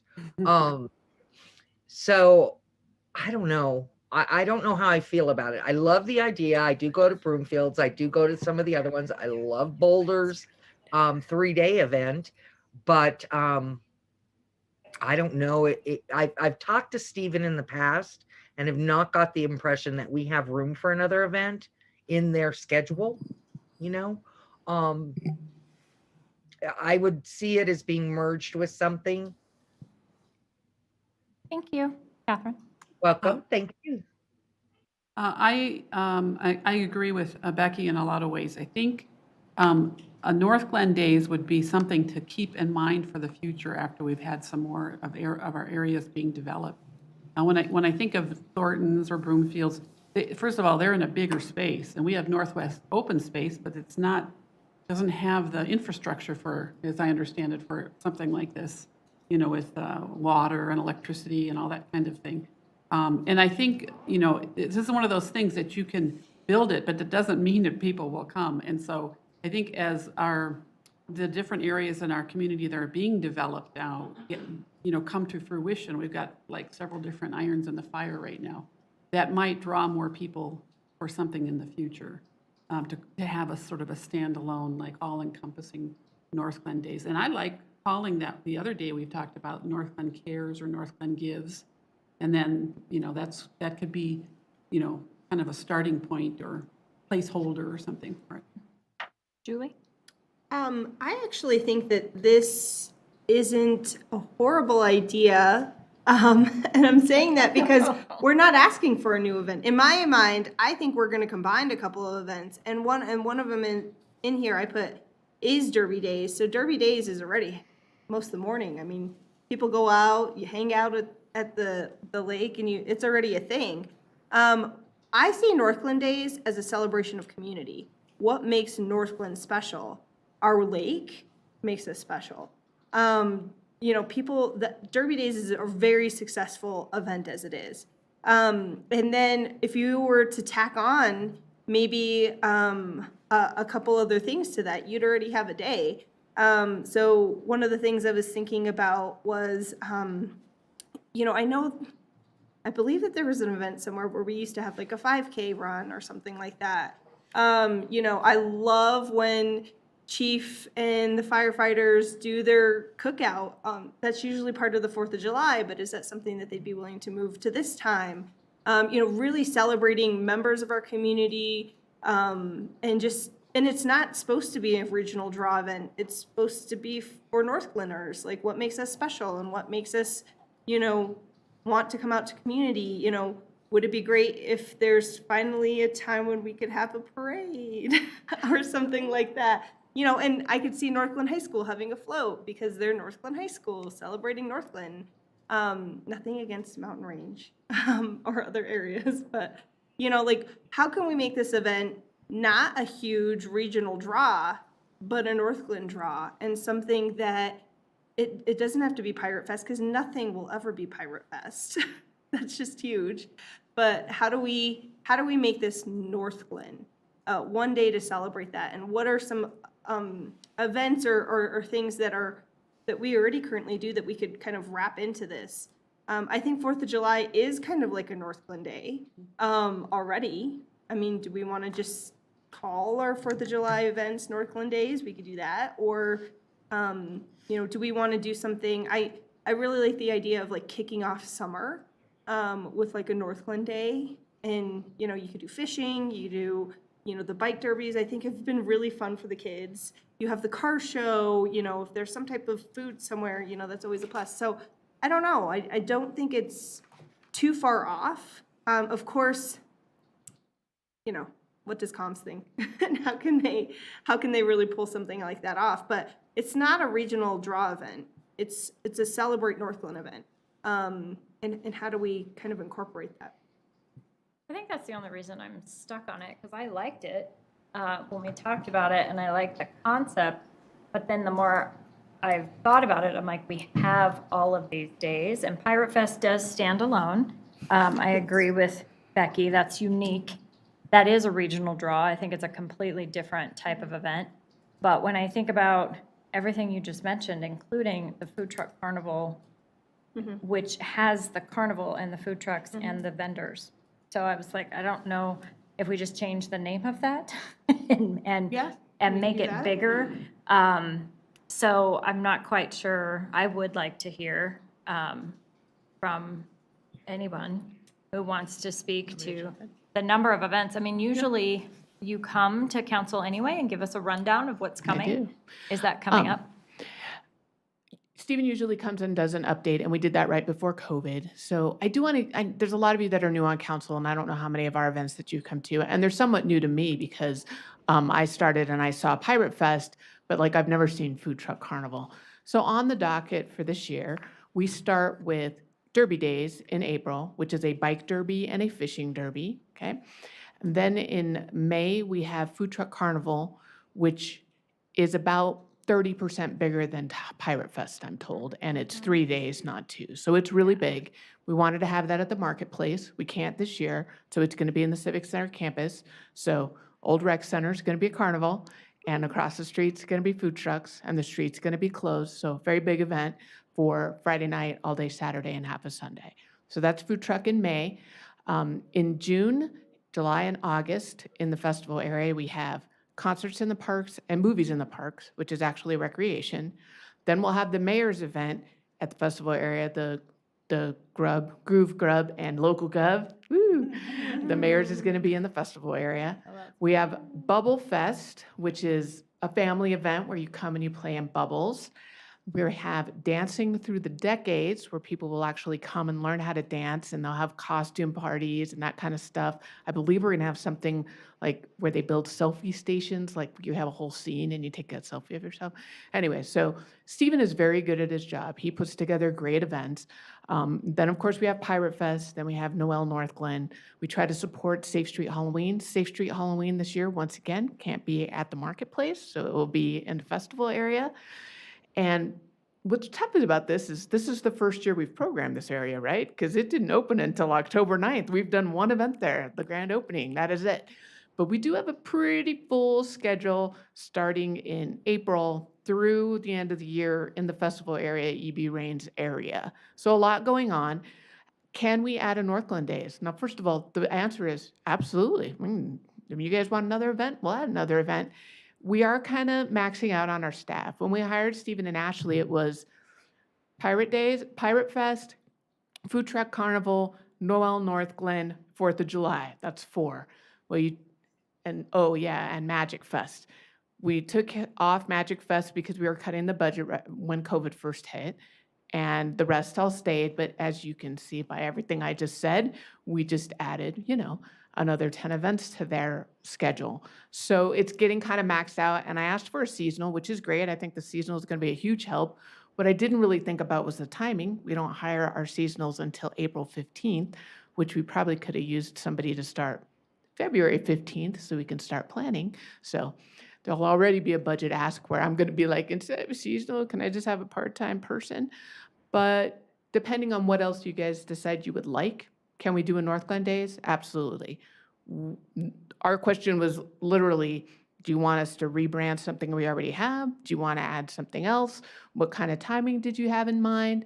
Right since we lost Magic Fest, August isn't too crazy yet. It is going to be Dancing with the Decades this year. Everybody get their 70s gears on. Are you exciting? That's the one event I'm like, I'm not going to volunteer. Okay, I'm just going to come and participate. So excited about that one. So yeah, we just wanted a little bit more guidance, but the answer is yes, we can absolutely do it. Do I think we need more resources? Yeah, we probably are. I think we're maxing out our staff and some very rough prices. If it's an event like the Grab and Goes, we hire a band, we get food trucks. Like I said, there's a food truck minimum. We have to get insurance, we have to get porta potties, so on and so forth. So it's probably $4,000. If you're gonna do something a little bit bigger, like our new Bubble Fest, you're talking more like $7,000, $8,000, and this is per day. For really, really big events like Food Truck Carnival, you're talking like $25,000 by the time you get porta potties, get insurance, have everything inspected, all that kind of stuff. And then on the back end, it's staff. We have contracts. We have, anyway, you don't want to hear all of that. But that's a rough cost, and we do recoup costs. Food Truck Carnival is a really good example of it actually makes quite a bit of money, but that's not how our budget works. We just spend money, and the money that comes in just goes to the general fund. So does it balance each other out? Well, yeah, in the big scheme of things, but not really for our budget per se. So when we talk about it, we're only talking about expenses. All the vendors all pay for our booth space and stuff like that. But so the answer is yes, we can do it. Just we're specifically wanted to know, what were you kind of thinking?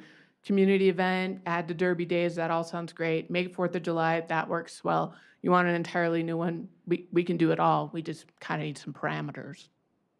I keep going back to Food Truck Carnival because it seems to be the size and scope that you're describing, including the sustainability piece that was at the last one. There was all the recycling and all the education, and that was really fantastic. So it kind of seems like that might be, So it's just rename it.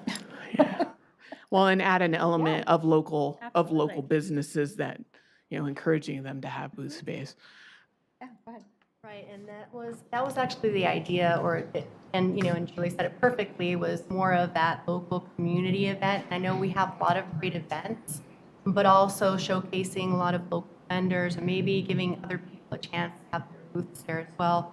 But the parade was something that I wrote down that she mentioned that was actually great.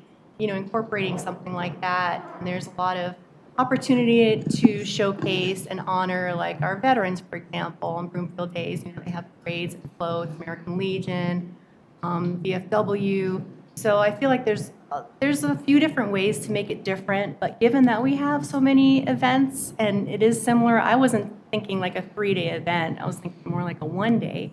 So maybe the Food Truck Carnival event is the event to rename or rebrand to Northglenn Days.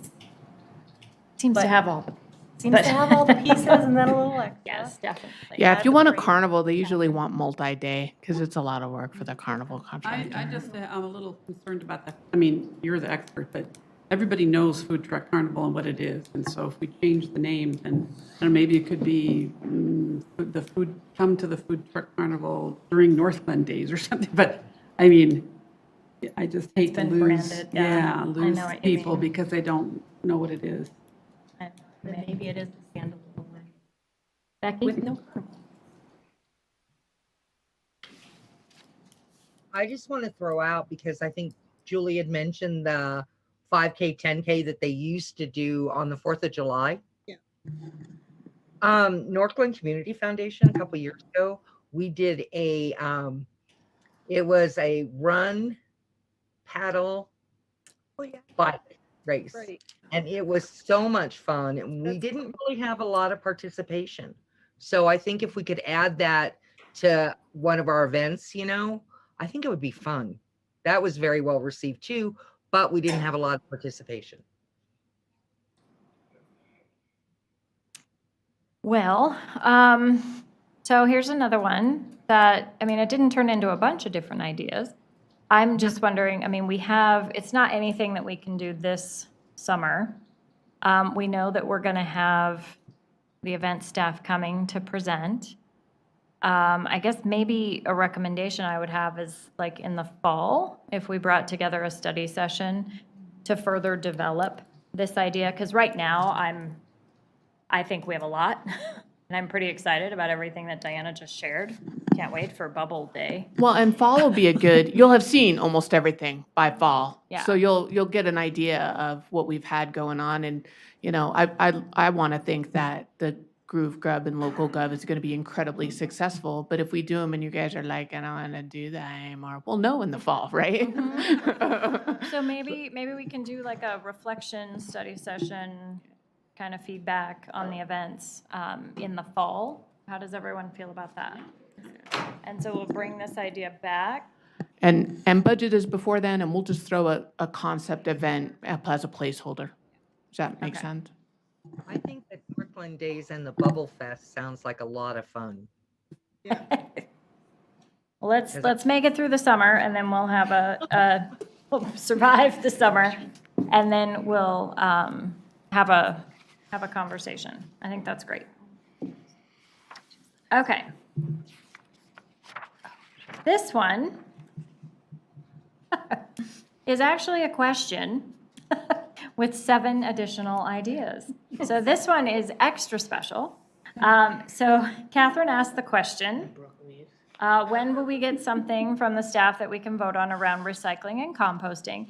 And then all the comments had 7 additional ideas. So I'm going to let staff take this and give us some feedback. But what I would like to highlight is, number 1, after staff presents, are you more clear? What else do we need to consider? And what is this item really asking for? So Heather, take it away. Sure. So we do have plans to bring forward the waste optimization study to council. Brooke and I have staff, we've looked at this study quite a bit, and we keep finding another piece that we want to fine tune before we bring it back to you. So that will come back to you in Q2 of 2022. We have not yet scheduled it though. So you see it on the tentative future list, but not under an actual agenda right now. We also internally have been having discussions because Becky spends a significant amount of her time dedicated to sustainability efforts, but we're at a place and time as an organization where we do need to take the step to hire a full-time sustainability coordinator.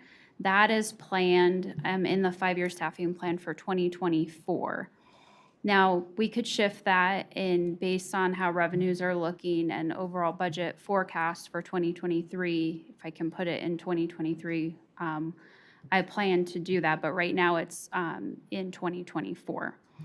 And then based on all the different ideas that we read in this one idea posting on the Padlet, we can always look at hiring a communications contractor to help with additional education efforts that council may like to see. And the contractor would be needed because of comms being maxed out and not able to do more.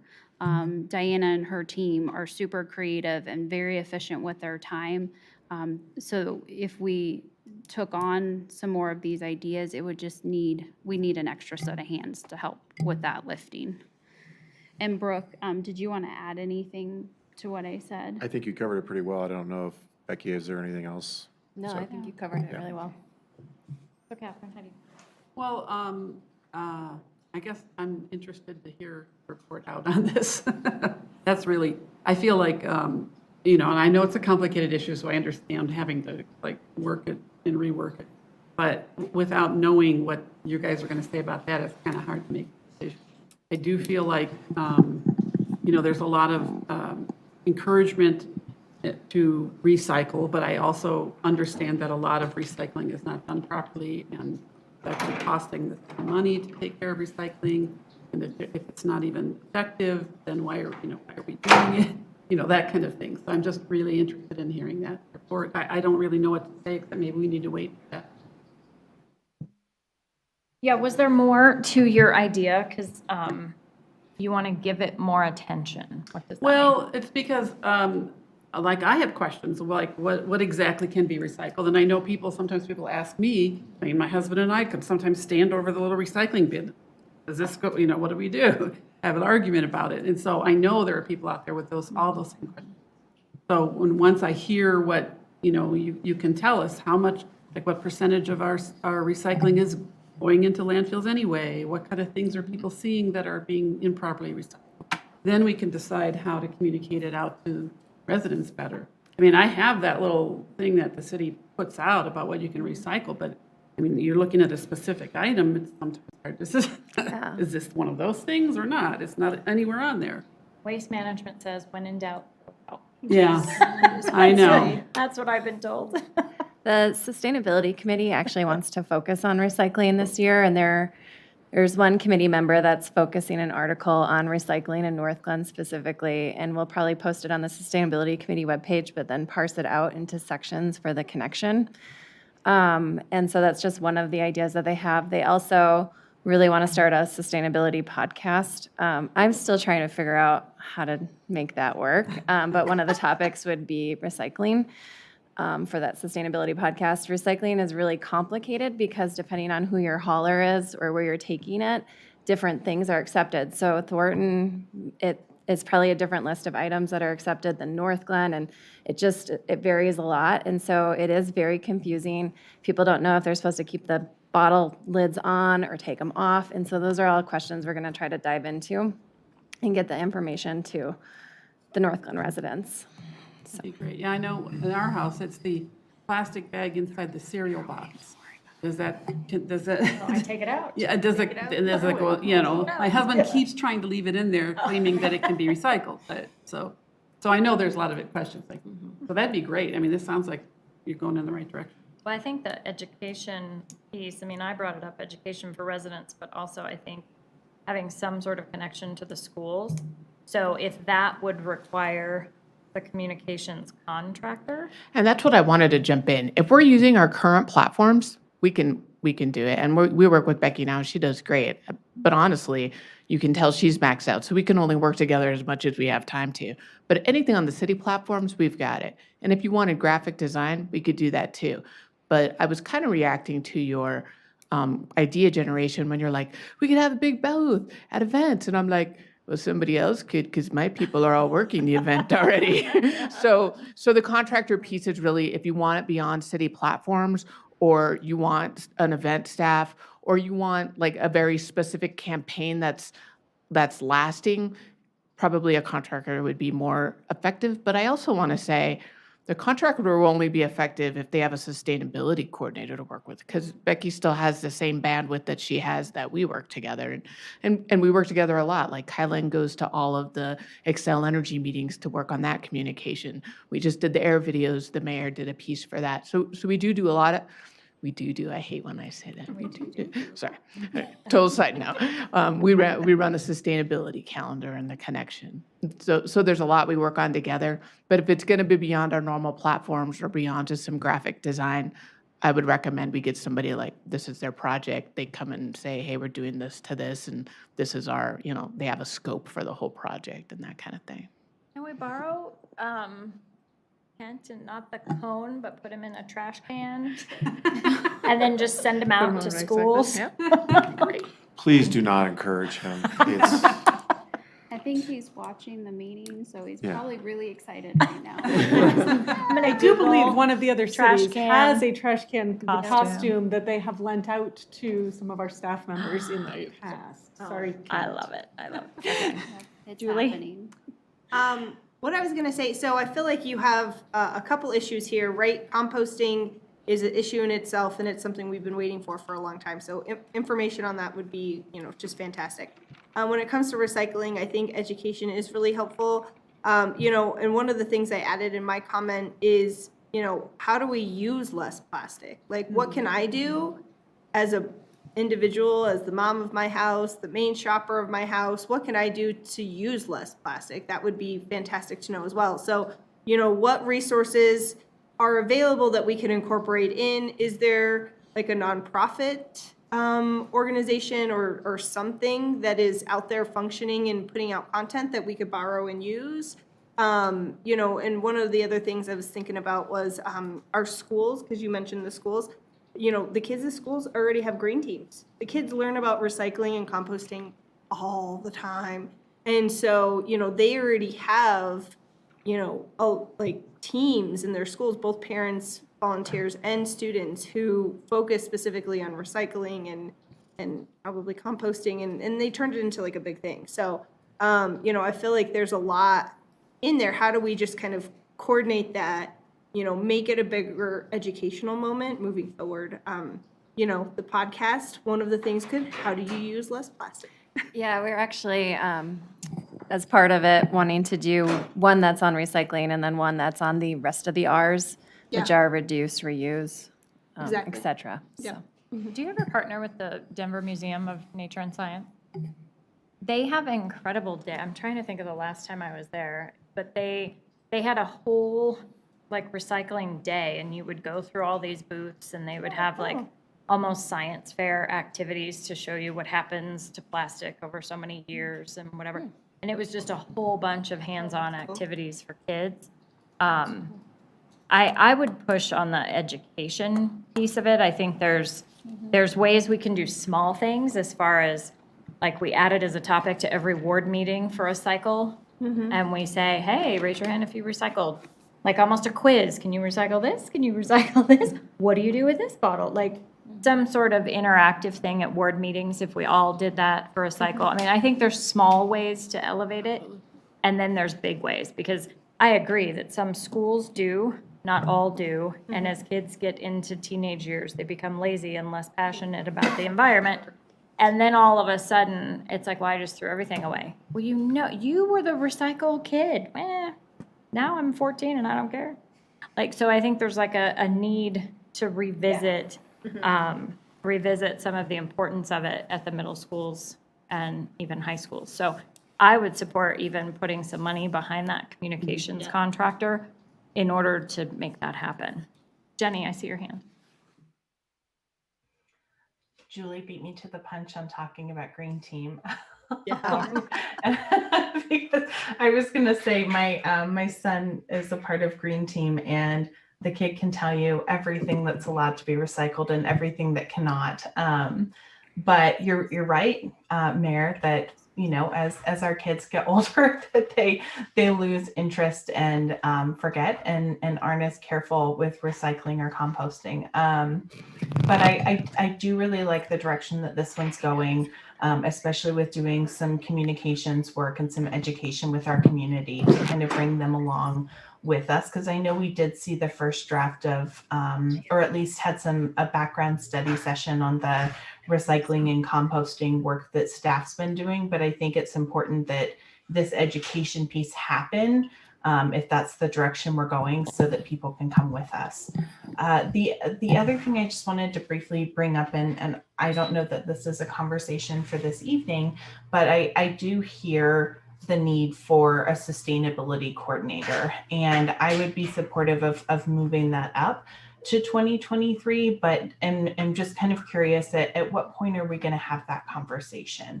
I assume that's not tonight, but it's something that I definitely have heard more than a couple of times. Heather? Yes, we'll have that conversation during proposed budget 2023. So we plan to kick off that budget cycle late May, June. So typically we bring the proposed budget to council usually as early August, depending on how the agendas are looking, sometimes early September. So I am doing some thinking around budget 2023. So I'm thinking about having an initial conversation with council to get a better idea of what's on your mind leading into the work that staff does behind the scenes on the budget before we bring it to you. So direction tonight on this piece, if you're supportive of a sustainability coordinator, would be great to hear. And like I said, it's all going to come down to whether or not funding's available, and then what asks I see come through from other departments. So we have that 5-year staffing plan. The police department has some components. I believe Public Works has a couple positions. I have a couple positions built in, but it's all based on available funding. So it sounds like Jenny was recommending that instead of where it says 2024, that you bump that to 2023? Yeah, so if council's supportive of that, we'll take that approach. Kath? Yeah, I was going to, excuse me, agree with that. And the other thing, when we were talking about, I think hiring an additional person to communicate or work on this education piece is a good idea. And I know one of the things that I have run across that's helpful is the story of stuff. And I know maybe you've heard of that. But, so there's a lot of resources out there also where we can maybe have links or communicate to people in different ways or get some ideas. The story of stuff, yeah. I like it. Okay, so I heard two things related to this item. So bumping the sustainability coordinator to 2023 instead of 2024. Do we have a thumbs up on that one? Madam Mayor, can I Yes. ask, Heather, is there any idea on what the budget cost for that person would be, or is that going to be for later talk? Like, or do we have a salary range for that person? We do, and I don't have the number memorized off the top of my head. I know I have it in email and I can look at it, but it's really a conversation for another time. So if you want to give me the general direction to make it part of the 2023 budget process, then we'll go into an in-depth discussion about here's what it looks like. And I need to be in a position to tell council whether or not we can even recommend it based on revenue projections. So off the top of my head, we're at 70. It's a senior planner tier position, more or less. I want to say it's 5 or 10% within that existing senior planner range. So fully with benefits, I think it's just over $100,000, but it's like hiring, we were looking at 70 something.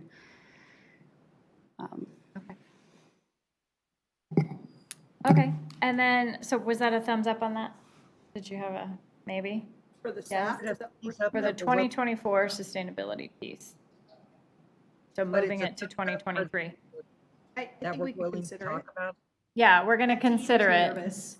Yeah, well, and especially when we know that we just heard there's a bunch more coming. Well, not a bunch, a handful. Yeah. Of other FTE coming.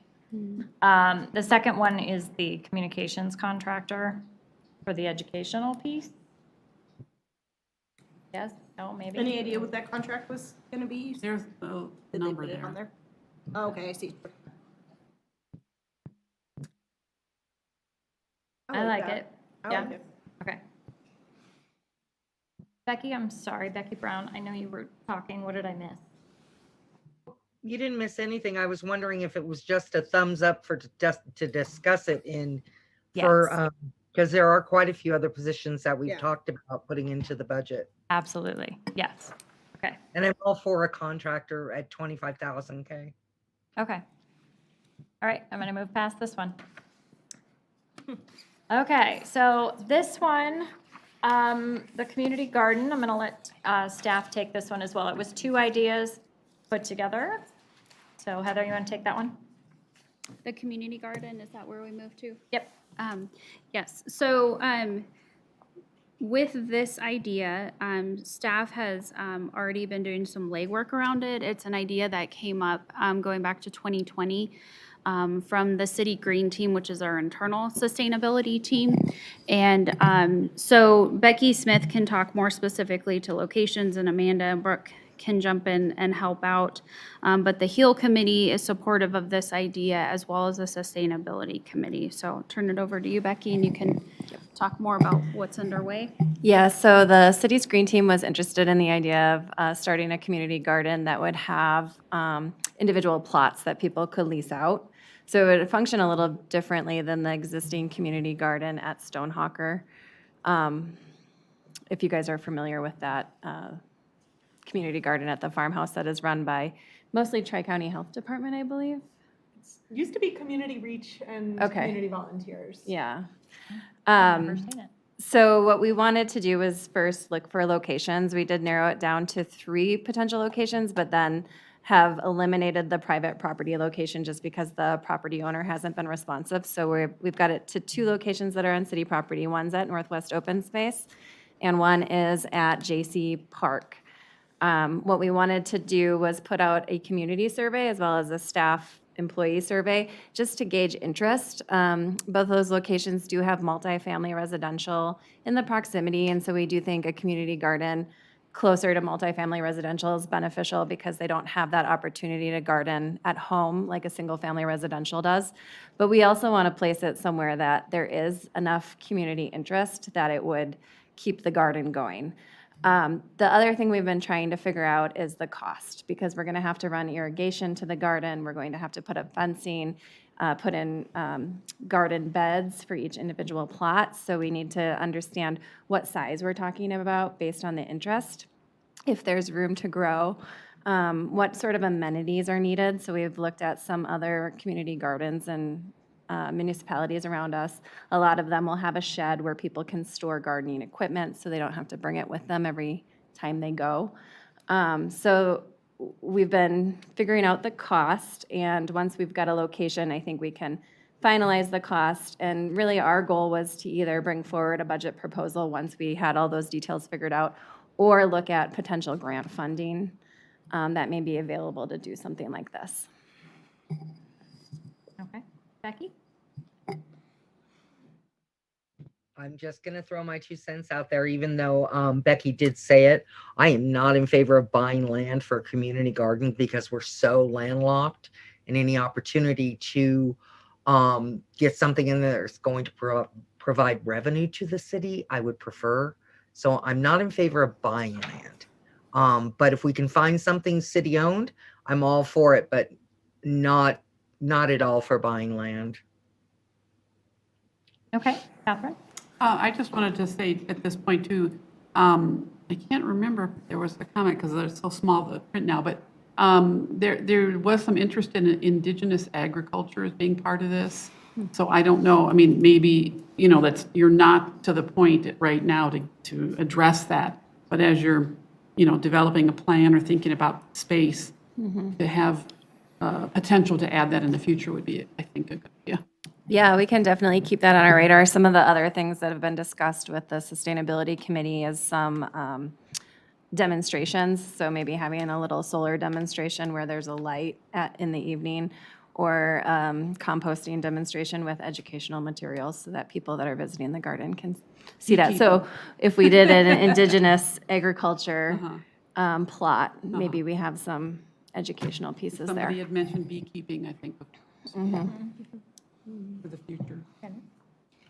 Thank you. So I'm pretty passionate about this idea, and I've heard from a lot of residents, as I know Mayor Wilson has as well, Ward 4, and the North Open Space is in Ward 4. So I just have a question, and I actually ended up doing a lot more research after I had the idea, just to see just how much goes into these types of gardens, and council ideas for funding and whatnot. But I'm just curious, what part of the Northwest Open Space was being considered? Because on the other hand, I've heard from residents who are supportive of having it in that area, but also want to make sure like the soccer fields aren't encroached on, or the Arnold open space isn't encroached upon, and so forth. So I'm just curious as to that's where I live, and yeah, good area. It's an excellent question, and Amanda can jump in at any point, but where we were looking at is actually on the north side of the ditch from the soccer fields. So it will take a little energy to run irrigation to that side under the ditch, I believe, so that would be something challenging to figure out. And it would be adjacent to the parking lot there so that people would have easy access. One of the potential grants that we're looking at is an ARP grant, and so access will be really important to figure out as we look at potential community garden locations. Thank you, that's fantastic. I came across like Target, Mad Greens, Whole Foods has a bag donation program, and they all tend to, give grants towards stuff like this. And there's a program called the Giving Grill as well, and they help provide education and grant funding as well for these types of parties. So just throwing, that's what I really have to add to that. So it looks like there is an additional staffing. Is that already built in since this idea was already moving forward? No, that staffing piece has not been built into the 5-year staffing plan because the idea really has been in its infancy. From our perspective, Amanda, did you have anything you wanted to add about that specifically? Sure. Based on the strides we've made with FTEs, with parks maintenance, and how you would envision this position to be different than?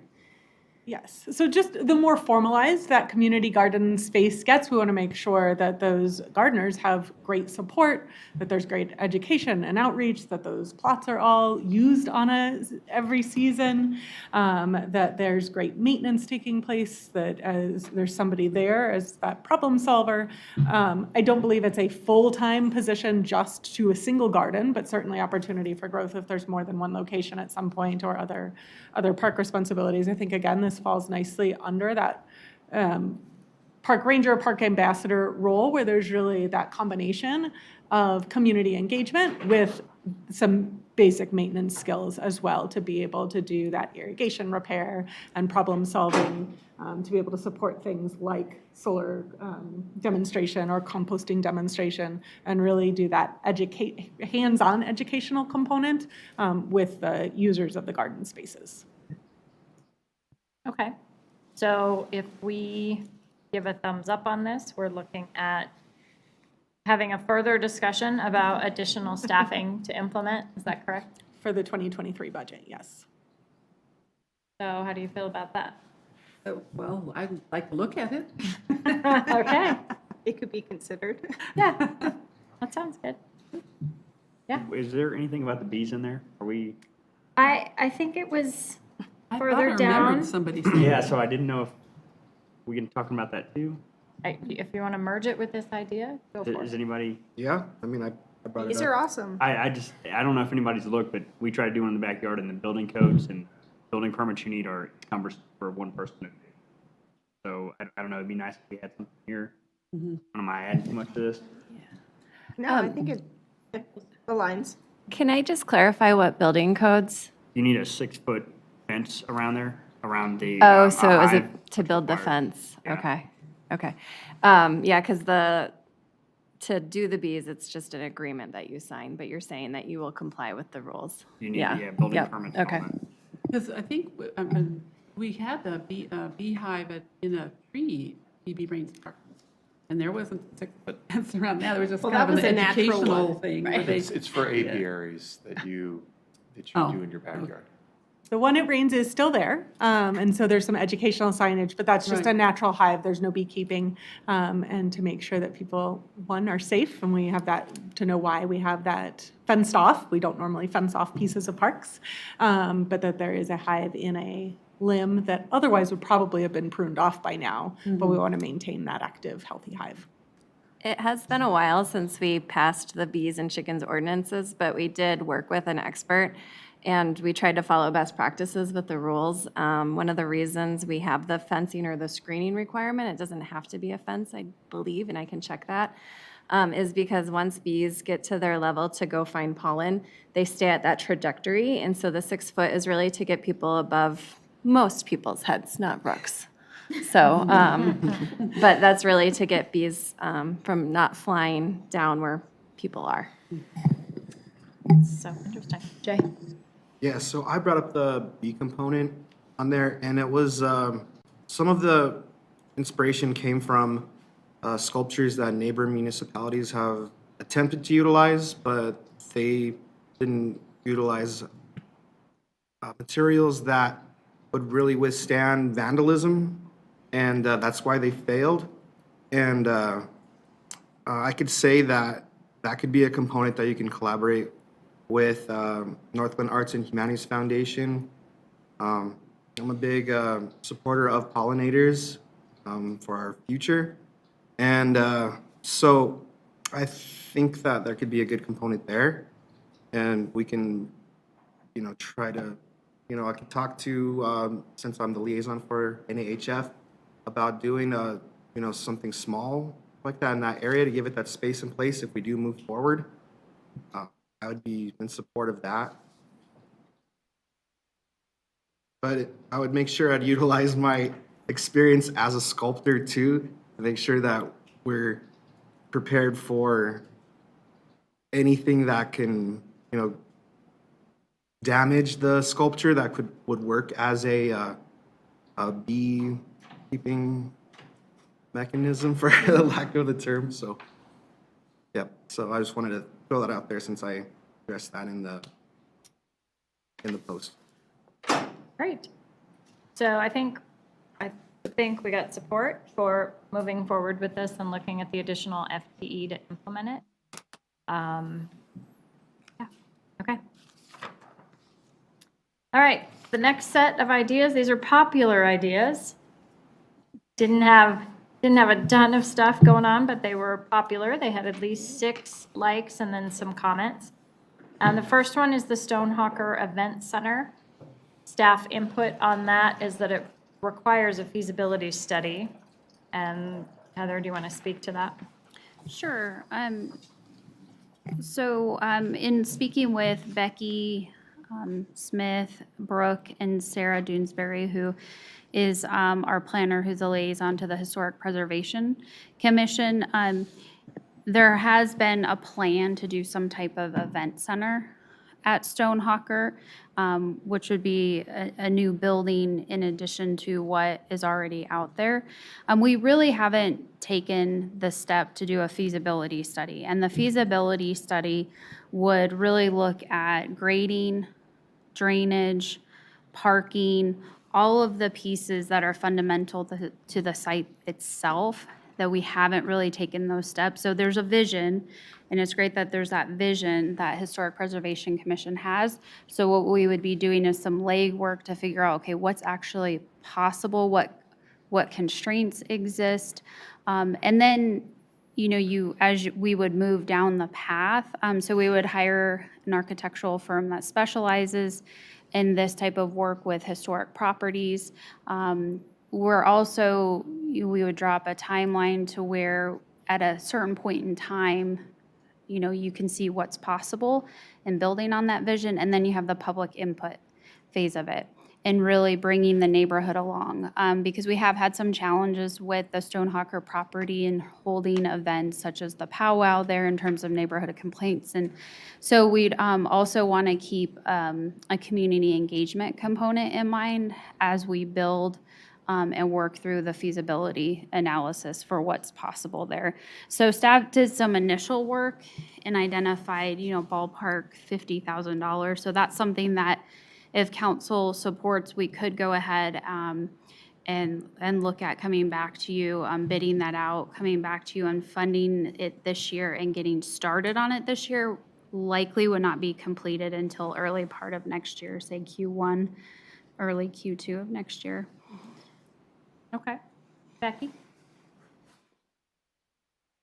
I could be remembering it wrong, but isn't the Historic Commission going to the Historic Preservation Commission also putting in a chunk of money towards a event center? Or is it all looked at now as a city expense? Well, so my recommendation to council is this, that this is a city-funded project. The Historic Preservation Foundation does not have the funding to do this, and it would be a huge lift and, quite frankly, unrealistic in my thinking, as well as staff's thinking, to even try to put this on them. I think the way we talked, this would be a joint collaboration between the city and Historic Preservation Commission, because we're talking about a feasibility study. We're not even ballparking what actual construction of a facility would look like at this point, but that we'd get a better feel as we move through that process. So I think ultimately it's an appropriate expense for the city, and then figuring out all the other pieces of how to staff it, and those pieces would come in time. I think it's, this is city land, and it's in partnership with the Historic Preservation Commission. Okay.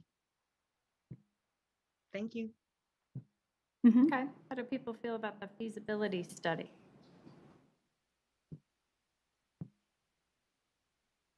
Becky, do we have a thumbs up from you, or still thinking about it?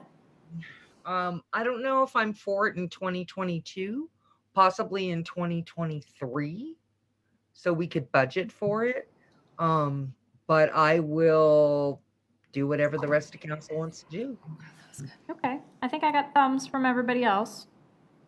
So we'll move forward on that one. The next one, requiring net zero all new construction in the city. Heather, do you want to explain that one? Oh, I'm gonna sure. It defer looks like this I'm one to gonna Brooke. Take the lead on this one. Okay. And I'll have Becky jump in here in a couple of different spots. So a few things that we're going to be doing over the next 6 to 12 months is, first off, is that we're going to be bringing back the 2021 International Building Codes, where we are going to be adopting those, and then we will then be looking at, in 2024, to adopt the 2023 International Building Codes. They come out every 3 years. In the past, when we've brought building code amendments to the council, I've always advocated for every other code cycle, just because for consistency, for contractors and developers to have a reliable code source, because a lot of times there's jumps and changes and cost implications to that. In talking with Dan Webster from Safe Belt, one of the big things that we're seeing right now between the 18s and 2021 is a double-digit percentage increase in the energy conservation codes. And then yet again, another double-digit increase between 2021 and 2023. So that would be a huge shock to the development community and the contractors to do that. So we're going to take those incremental steps. Also, Becky has been working with, and we awarded a contract, a contract recently to council to participate in some green energy stretch codes that we're working with the Coalition for Regional North Partners. With which group is it? I'm sorry, I can't remember. We're working with Sweep and Lotus as There we the go. consultants that were hired, and then there's 5 municipalities, and, well, I guess 4 municipalities in Boulder County that are participating. So what we're going to do is hopefully collectively adopt the 2021 codes, as Brooke said, and then adopt similar stretch codes or strengthening codes so that it's consistent amongst contractors in the region. And then part of the project as well is looking at a path to net zero construction, new construction. So I think the year that we would be looking at was 2040 or 2050. I can check that and get that information to you. But we'll be getting basically, these are the steps that we'll need to take as a community to get us to net zero new construction. Okay, Nicholas? My question is to Miss Jenny. It's just more for clarification. Are you looking for just our buildings here as the city, as in the government? Or are you looking to apply this to residents, businesses, and everybody? Great question, Nick. I'm glad that you asked it. So this would be for everyone. So this would be our buildings as well as residents as well. And I'll stop talking because my hand is up next. So I'll go ahead. Send it back to you. Go ahead. No, I just didn't know if Nick had other questions or comments. No, ma'am. Thank you. Tell us more. Tell us more what you're thinking. Yeah, no, I'm excited about this one, and I'm glad to hear that staff is doing such great work. We can get there significantly faster than 2040 and 2050, especially because, most of the construction that's going to be done in our city is happening in the next 5 years. And so I think, as we start going down this direction, I think the big ask I have is, my big ask is for us to almost, I don't know if convene is the right word, but pull together a group of residents as well as other stakeholders to start talking about what retrofits look like as opposed to just new construction, right? So a retrofit means basically like residents choosing heat pump systems and not using gas inside of their homes. And then adding in solar and then planning for electric vehicle charging as well.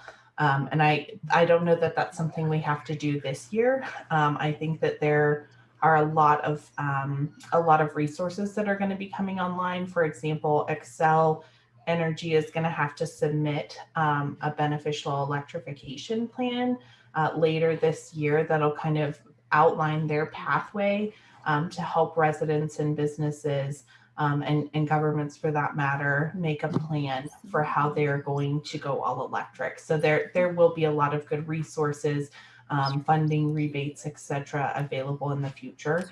But I think that adopting the 2021 IECC is a huge opportunity because it really there's a lot of energy efficiency savings in there, which ultimately help customers' pocketbooks.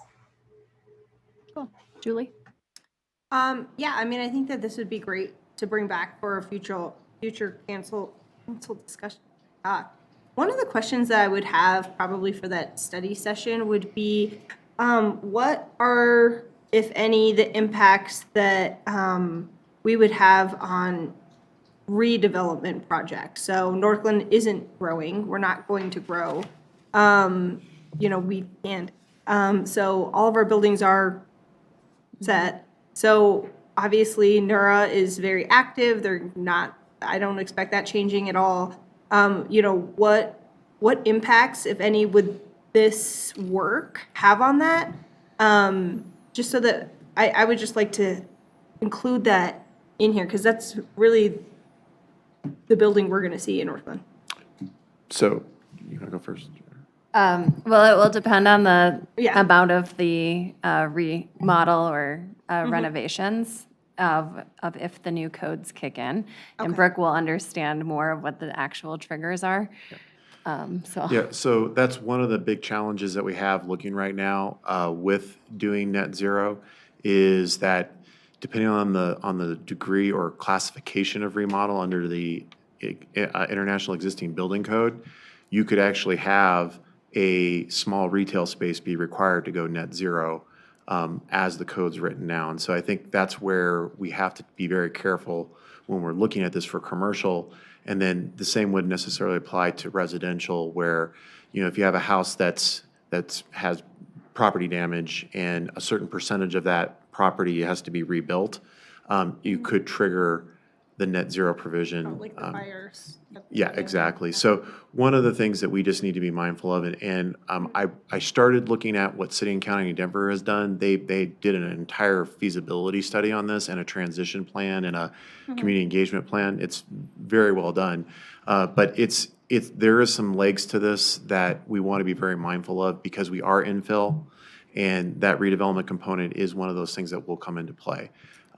Just looking at what we know, what's happening over at Marketplace in the where the Bed Bath & Beyond is, that level of remodel would likely trigger net zero under the International Existing Building Code if we had net zero regulations in place. So it's going to be really important to be strategic in how we approach those things. Okay. One of the things that we are doing with the collaborative is holding a public meeting. We're only through the first part of looking at the 2021 codes and how they're changing from the 2018s, as well as the potential strengthening amendments. So we did send out invites to a lot of people in the construction industry to attend our public meeting to discuss and understand what their concerns are or what they would like us to see considering, because some of it is also being driven right now by the market and people requesting some of this stuff. So it'll be good to get their input. We'll also have another public meeting, I believe, once we've done our roadmap to the net zero construction. And the public meeting information was sent out. I can forward that to the city manager's office to forward to you guys if you'd like. And I would just say is that, to Jenny's comment, I have a feeling the IBCs are going to get there sooner than 2040. Yeah. But I think when you're dealing in a group setting, you're trying to be aspirational and maintain expectations. So just the way things are trending right now in the market, I think we're probably going to get there soon before that. Okay. Well, I just think that this is all really informational because I feel like I just don't know enough about these types of building codes expectations and the real impact, the real world impact of, does this mean if I'm a small business owner, what does that mean if I need to, I want to rent or lease a place in the Northglenn marketplace, that's smaller, like say I wanted to do, my favorite restaurant is the Pho 104. So if I was the Pho 104, like, and I was just starting up, what does that mean for that small business owner when it comes to these building codes? Like, would that trigger? Would it not trigger? Is there a certain level? So, I mean, you probably have all these information in your head, Brooke, and you're excited to share that with us. But just bringing that to the meeting, I think, could be helpful. Of like, small business owner, this is how it's going to affect different people throughout our community. Could be helpful just to make a really clear decision and understanding for people like me who don't really know how that applies to real world. Nick? So I'd like to offer some ideas, and just a reminder from the CML voted 83 to 17 opposed to changing the building codes to net zero. So I'd like to offer some alternatives that would still incentivize people to go down this route without requiring and discouraging businesses, because the increased cost of building is absolutely phenomenal for very little gain sometimes, and requiring that will discourage business. So I'm thinking, some states have done some other things, and we have to look at this, but maybe encourage things such as like rebates to help offset the cost of those. And that way it can still be financially viable with some of the rebates to maybe make this possible. Instead of completely changing the codes, maybe doing something a little more, a little more sensible that we can, offer the rebates, and like California does it with the HOV stickers, encouraging people, letting you travel in the HOV lane single-handedly. You go down that road with like a battery car. So I'd like to propose some different alternatives that we can maybe discuss down the road, besides changing building codes and driving up building costs and discouraging construction. Okay, Jenny? Did you just say Jenny? I did, Jenny. Okay. So a couple of things real quick, is first, respectfully, CML voted against the building codes bill that would require every local government to change their building codes, not necessarily leaving building codes to city councils to have the discussion and choose for themselves. So just respectfully, just wanted to share that. And then the other thing I just really quickly want to share is I can't speak to commercial, but what I can speak to is residential. So right before Christmas, and I know Meredith will remember this, our furnace totally died, and we were kind of kicking around the idea of going all electric, and decided that was the time, since our system was totally dead. And we got a number of quotes to replace our system with a highly efficient gas system. So it's like 90% efficient, or to hop on board with a heat pump and go that direction. And the cost comparisons were exactly the same to go all electric versus to continue to use gas in our homes. So we opted to go with the all electric pathway. And then we're getting ready to add solar onto our roof. And so as soon as we have our solar, we'll have a lease payment, but the lease payment is still going to be saving us between, at the bare minimum, $50 to $100 a month on our energy bills by going all electric. So I share that just because my family's going through the process right now. And I think there's a lot of misinformation out there about how expensive it is to go all electric, but it's actually not. And the market's there right now to be able to do it.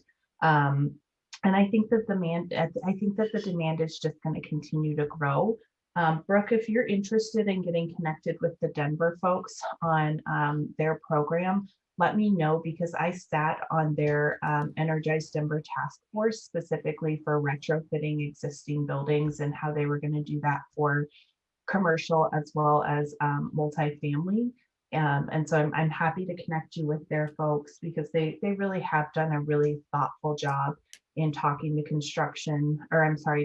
developers, to construction managers, and really bringing, building owners along with them as well. And then I guess just really quickly, the last thing is when it comes to building all electric, it's actually cheaper.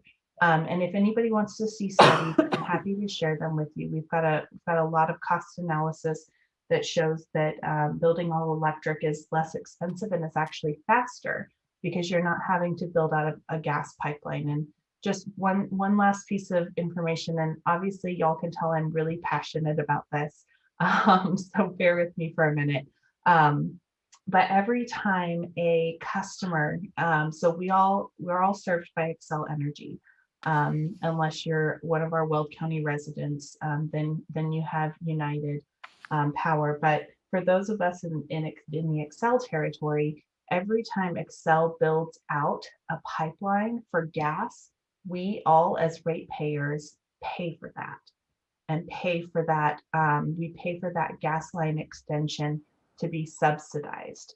And so once those subsidies end, the cost of building out that infrastructure and maintaining it is going to continue to fall to ratepayers, which means that as the cost goes up and the infrastructure gets older and older and is in need of replacement, our gas bills are going to continue to go up. So I think it's really important that we start looking towards the future and recognizing that, you know, our air quality is really important. And if we want folks to be able to breathe a little bit easier, we got to tackle the emissions and the combustion that comes from using gas in our homes. So I'll stop there. Obviously, again, I'm super passionate about it, and just appreciate y'all entertaining the idea. Great. So we heard a little feedback on this item. I think the idea is that we would just have a study session. So it sounds like we have some passionate views on it, but the thumbs up really is just, would you like staff to bring back this concept for a study session? Yes? Okay. And Becky just whispered to me that it'd probably be Q4 that we would bring that back to council. Okay. All right, so this is just a status update, knowing how much we've already talked about. So it just gives you an idea that we've already gone through 7 awesome ideas. I mean, 7 awesome ideas turned into 12, I think, but we've gone through 7 ideas. So I just want us to consider the following things, right? Last year, we asked staff to move forward 8 ideas. Staff is currently in the midst of some major projects. And do we want to add more? So more financially, we've started to get a little nervous about the discussion around FTE.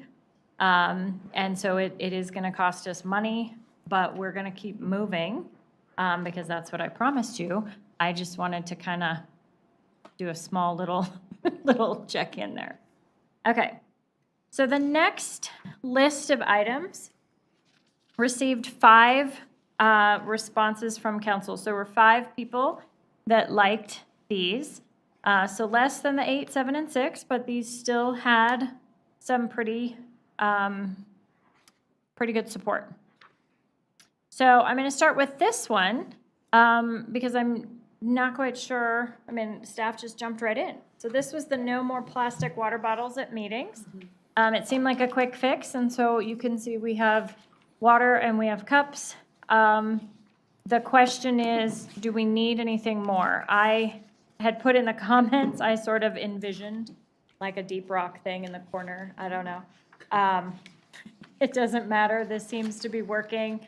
There is a water bottle filler between the bathrooms. So I don't know if there's anything else we need for this one. This is great. I just was imagining people seeing us, you know, online with all these just regular old water bottles sitting there. So, and I always try to bring my own. I'm glad we're doing it. This is great. It's training me in new habits, which I think is appropriate. So, okay, I think we're good on that one. Great.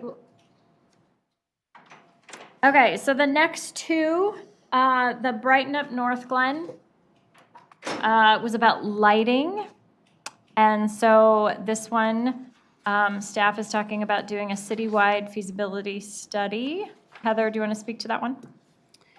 Sure. I'm going to look at my notes here, so bear with me. The current process to add residential streetlights is to contact Xcel Energy as they own the light poles. So we have received requests here and there, and we refer those to Xcel Energy. And then if there's a need, we work with them to address that need. If additional lighting is warranted, they'll add a new pole, but it's not a quick process. So it's not something that happens within a matter of a couple of months. It's typically could take up to a year plus for that to happen.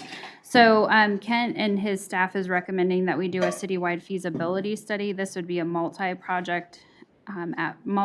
project at first, with a consultant to complete a photokinetic study of all residential streets to create a master plan. This is the piece that, while, resident A may say, I see a need for additional lighting over here, resident B says, no, absolutely not. You don't put additional lighting over there because of how that additional lighting, in fact, impacts resident B compared to resident A. So that's where the study piece would help identify some of those impacts while, the overall ask is well intentioned. So this is something that Kent believes we could bring forward in 2023 budget, and if prioritized and funded, then staff would get work underway in 2023. And so then that study would also outline what would implementation look like, and in partnership with Xcel, where do the gaps exist citywide, and how could we move enhancements forward? Okay. Yeah. Yeah. All right, so I brought this up because some of my constituents and friends in Ward 2 over here just east of Webster Lake Park, in the neighborhood there with the homes, they still have the original, light bulbs and stuff that's been there since the homes have been built. And they don't have the brighter wattage bulbs that the rest of the majority of Northglenn has seen being utilized throughout our neighborhoods. I'm sure there's plenty other places across every other ward that also does not, but I just realized that it's become an issue for, just theft from vehicles, from homes, and then, can cause other crimes because it's not very well lit. So I think that, can we look at that too, is just making sure that Northglenn has those bulbs that are going to be able to keep, not be burnt out. Because I know I have a friend that's actually happened to him plenty of times where I don't know if it's been fixed yet, but, he lets me know. And that his truck has been being broken into, and it still hasn't been fixed by the last couple weeks. He's been calling me. So Okay. I just want to make sure that, we can address just making sure that there's adequate lighting now that reaches the standards of, our contemporary times, instead of, like the old bulbs. I don't know, is there even, bulbs that we can use with higher wattage? Because some of them, when they first came out, people thought they weren't that great either. So, you hear from people that, that they don't really care for the LEDs, or maybe can we utilize some better bulbs with the existing infrastructure, with the poles that we have? We can ask Xcel those questions. Kent did confirm with me that all of our streetlights, residential streetlights, moved from halogen to LEDs in 2020. So the concern that your friend has expressed, I think you emailed Kent about that. We can look at that area specifically. So, the bulb is one piece of it, and then how intense of a bulb you want to use, and the spill area in terms of, is there a need for additional lighting? I don't know in that area, but that's what the study would look at. So if there's gaps in certain residential areas where we could work with Excel to add an additional light pole. That's part of what that study will look at. So I believe Kent's working on that specific area, but if you, I'll double check with him tomorrow. So, you know, we could have a whole study session on here's why Excel uses the bulbs they have, and here's the impact. And so, you know, certainly we're happy to provide additional information if council wants that. But all of our bulbs, all of our residential streetlight bulbs were switched out to LEDs as of 2020. But if a light is out, let us know that and we'll have Excel fix it. But it'll be fixed with an LED. They ever fix that one across from Wendy's on 104th? It was out the entire holiday season. Off the top of my head, I don't know. I can check. It was never fixed the entire time our lights were up. Across from Wendy's. Yeah. Julie. 104th and Marion area? Yeah, so I actually think that this feasibility study would tie in really nicely with the conversations that we're having about public safety now. So I know that we've talked about lighting and like some of the SEPTED work that's being done, but you know, with people having more and more concerns about safety, you know, looking at our lighting, I think could be important for that aspect, just alone. So that's the only comment I have. Good point, Shannon. Thank you, Madam Mayor. That is exactly the point that I was going to make too, is that from the residents that I've heard from, when they talk about lighting in the area, it's usually because something just happened. There was a shooting right around my home, or a car was broken into. So I truly believe that it ties in with SEPTED and that type of studies in terms of community safety. Support study, but Catherine? Thank you. I also interested in getting feedback from a study like this, but I hope that they would include looking at bike trails and maybe some of the other trails. I mean, we're trying to encourage people to ride bikes, but if it's not safe when it's dark, that kind of is a big discouragement. Yeah. It's very true, including tunnels too. I mean, So it sounds like we have support for a feasibility study on lighting. Yes, great. Okay. Next one, art show at Sculpture Park. Implementation 2023 or beyond.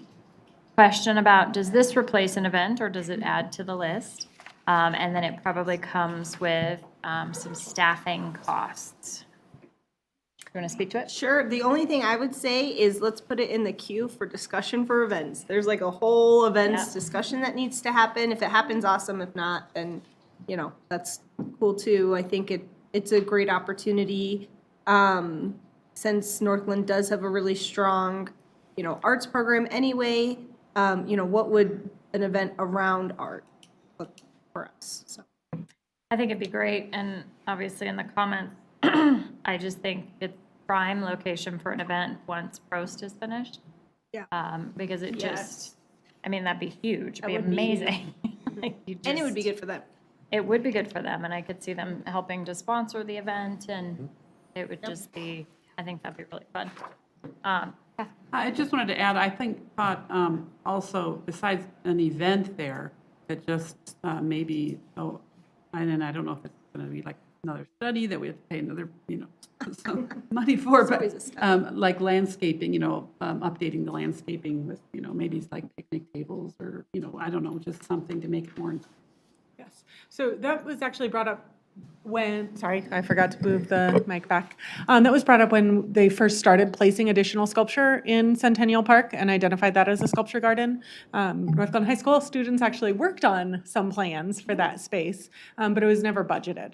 So as we look at our long-range plan for all of our park spaces, we can certainly include that in our public engagement process in 2022. That's good. I think we're good there. Yes? And I would also like to add that if we need to, Northglenn Arts and Humanities Foundation, we can collaborate with some of the organizations that we have utilized in the past, such as Chalk Gallery, Even some of our groups like with Metro State University Journey Through Our Heritage, they would probably bring a performing arts component to it, and they get grant funding, so it wouldn't come out of us. So I think just inviting them would also bring in a different diaspora of people who wouldn't come up to Northglenn, just like when we had our art show with Chalk here at our new gallery space. I've seen saw people here that I don't think ever really came to Northglenn before, so it was really a thing that we can still get that kind of momentum still. And I think that people that have recently moved here from Denver might want to get some of that same, old Denver culture that's getting pushed out. So I think that we can, pull it off, and I think that, with people that we have on board with the Northglenn Arts Humanities Foundation, with just people that have been connected in that community for so long, that can really be, something that we can build this together, whether it's there or if it's at Webster Lake or E.B. Raines Park, whatever. I think we can, we have great community partners to make it happen. And you're right, Chalk Gallery has brought in, that temporary exhibit has brought in people that came in just to see that had never been in the facility before, so that was great. Exactly. Great. All right, so here's a couple more, 3 more. The homelessness shelter program. So I think this is a current discussion. I'm not quite sure. Catherine, do you have any other piece to this? No, I guess just didn't want that, to be kind of, we did our one thing and we're done, so, which probably wouldn't happen. But it was just something to highlight. Yeah, absolutely. Well, and you wrote that down before we had the most recent meeting. I did have a question, Diana, in relation to this, because I think you were talking about Food Truck Carnival, and you said something about the old rec center will have a carnival. I was like, oh, but there's people in there. Yeah, there are, and I actually did talk to Rupa about, looking at extending the program, and Steven's just gonna set up a meeting with the Denver Rescue Mission staff and figure out parking for the people that are residing there. And just like we're figuring out parking, because the rec center and the theater are open as well. So just trying to plan ahead and coordinate with the people Okay. that are running the program. I wasn't sure if you were using the inside of the building. No, just the No. parking lot. Okay. So, it'll be noisy for them for a few days, so that's Yeah. kind of a bummer, but sure, Maybe we'll we- figure it out. Can we buy them tickets? Yeah, and actually, that's exactly what Steven said. He's like, maybe we can get him some food coupons or something. Yeah. There you go. Absolutely. Just to add to that, there's gonna be very little impact because not a lot of people that are residents at the shelter have cars. It's really the staff, so we can work around it. Cool. Great. Okay, the second one, staff input on this is Jenny. This is another one of yours. The Go EV City Resolution. Yeah, I'm here. Oh, there you are. Okay. Yeah, sorry. I'm just not on video because I've got a baby monster in my hands. That's okay. Sorry. Were you asking if I could speak to it? Well, so I didn't know if you were still with us. So the staff input, there is an EV readiness plan underway. And we will have an update to council on the 21st about FEEP. I wanted to comment really quickly on the comment on your idea was I'd like to see a sticker or decal. When I got my plates, they handed me one and told me I had to put it in my window. Well, So I don't know if, I did. I followed the rules, but. I think that was my comment, and I had early on, or some previous discussion had said something about this, that if there was just to advertise the fact that the city's going electric, or that this is an electric vehicle for the city. Kind of like the water department has that giant water drop thing. Sorry. That Yes. talks about water and stuff. Absolutely. No, that's a totally different thing. I read that and I was like, yeah, but I didn't expect it. I got my plates and she's like, here's your sticker. I'm like, okay. So cars have stickers too. So Jenny, did you want to add anything to that? Yeah, I guess the two things I'll add are, one, I think that this conversation can absolutely wait.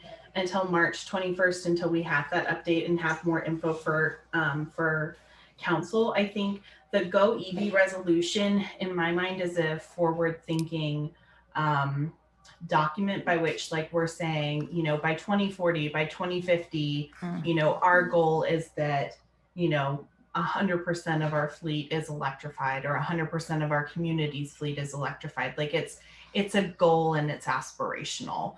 And then, you know, every year we take steps to get closer and closer to that. So that's all the resolution is. And I think we can wait till March 21st to talk about it more.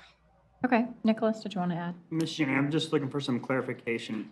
That second part right there says transition all the vehicles in the community to zero emission vehicles. Can you please define community? Are you talking all private vehicles? Are you just talking the city's fleet, or I'm just looking for clarification? Great question.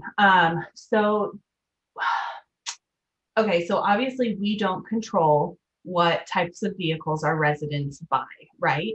But as a city, once we've said, like, we want to have, you know, everybody in our community driving an electric vehicle by 2050, what we can do is provide information and education. It's just that commitment to provide education and provide resources for folks that are interested in making the transition, because there are a ton of rebates out there and a ton of awesome programs through Excel to help folks do just that.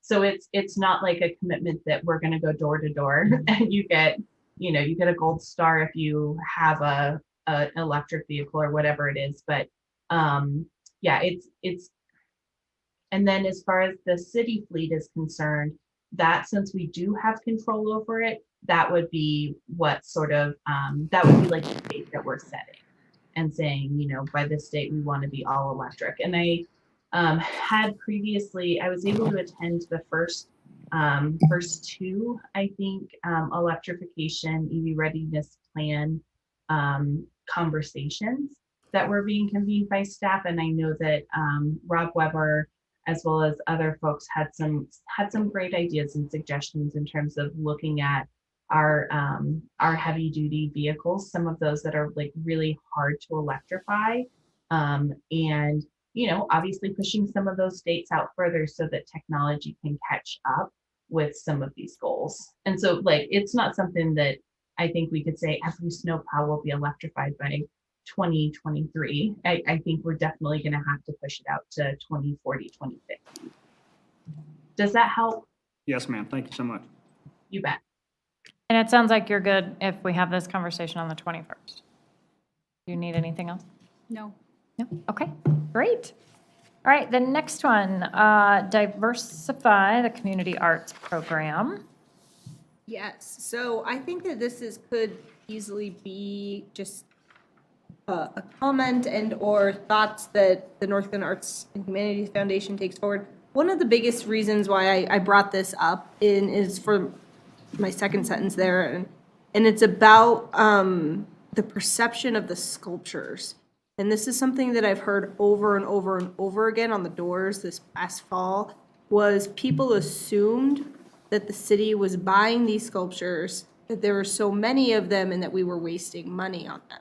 And that why aren't we putting money towards other resources and just buying more and more sculptures, and we're running out of places to put the sculptures. So obviously this is a larger conversation, especially with the Arts and Humanities Foundation, about what does the sustainability of this program look like. You know, everyone does love to have the sculptures in the park, but, you know, do we always have to buy the sculpture every year? How long are we going to buy them every year forever? So I just think that it's a negative impact for the city, the way that that's perceived by the public. Whether or not we talk about how the funding works, and that's what I tried to do, just tried to educate folks about how does the funding work and how do we get the money to buy the sculptures, and, you know, what are the partnerships involved, but they still see that it's the city wasting money on sculptures. So I think that that's just something that needs to be addressed in some avenue or another, but I definitely heard it a lot when I was knocking doors this past fall. So it's not just a small group of people, it's quite a few. You want to get this from Amanda? I can address that. So the SCFD, the Scientific and Cultural Facilities District, they fund all of the sculptures that you're seeing purchased by the Northglenn Arts and Humanities Foundation, not the city of Northglenn.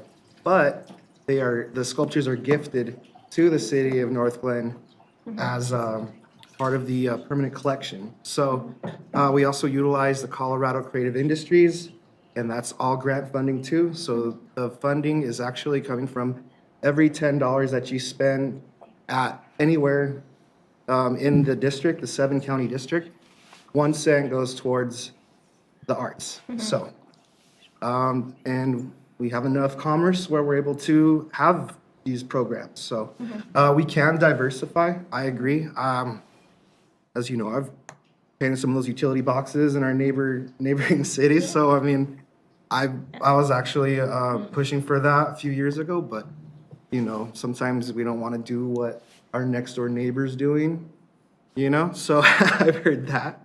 So, I mean, I'm open to it. We've tried to do other things. We've tried to do murals that have been, you know, vandalized. And, you know, sometimes, you know, what's great about sculptures, I think people also pick one that will have longevity.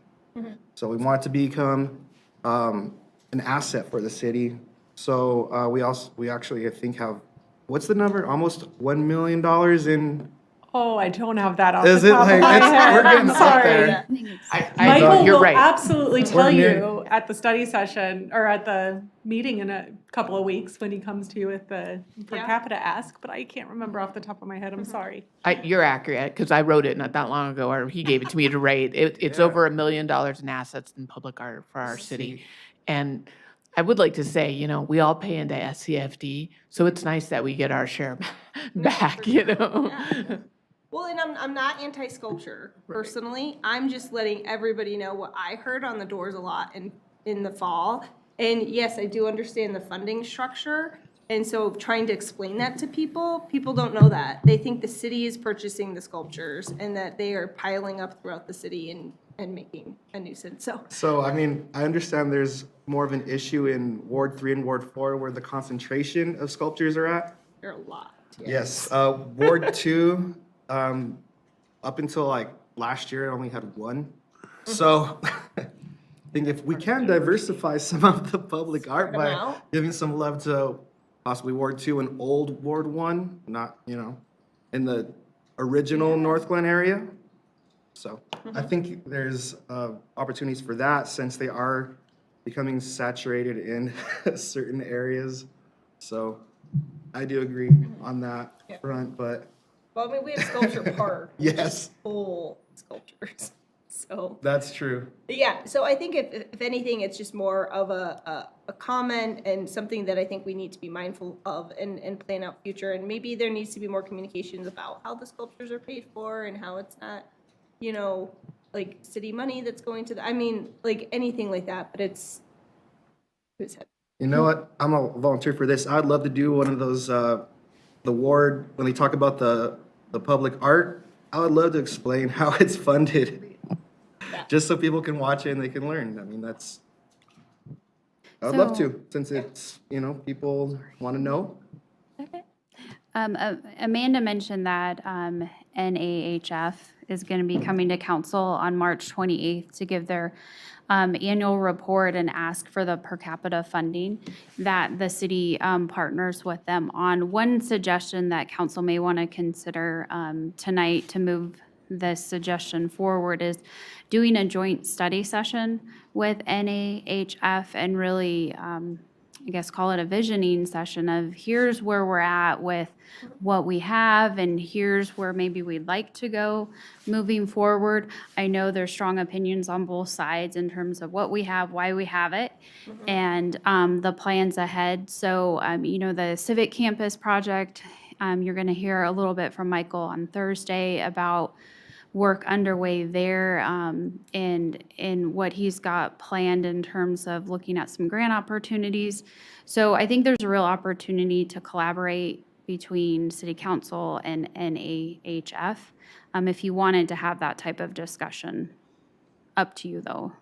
Or if you want us to relay that this information to the foundation through Jay and staff, we can do that as well. So a suggestion for consideration. I don't know if this council wants to be involved with that. I'll take feedback from you guys, but I mean, I feel like this is something that, you know, feedback that could be handed off to the Arts and Humanities Foundation group and then just, I mean, Okay. go with it. You got it. I think so too. Councilmember Brown? First of all, I'd really hate to see us give up our sculptures.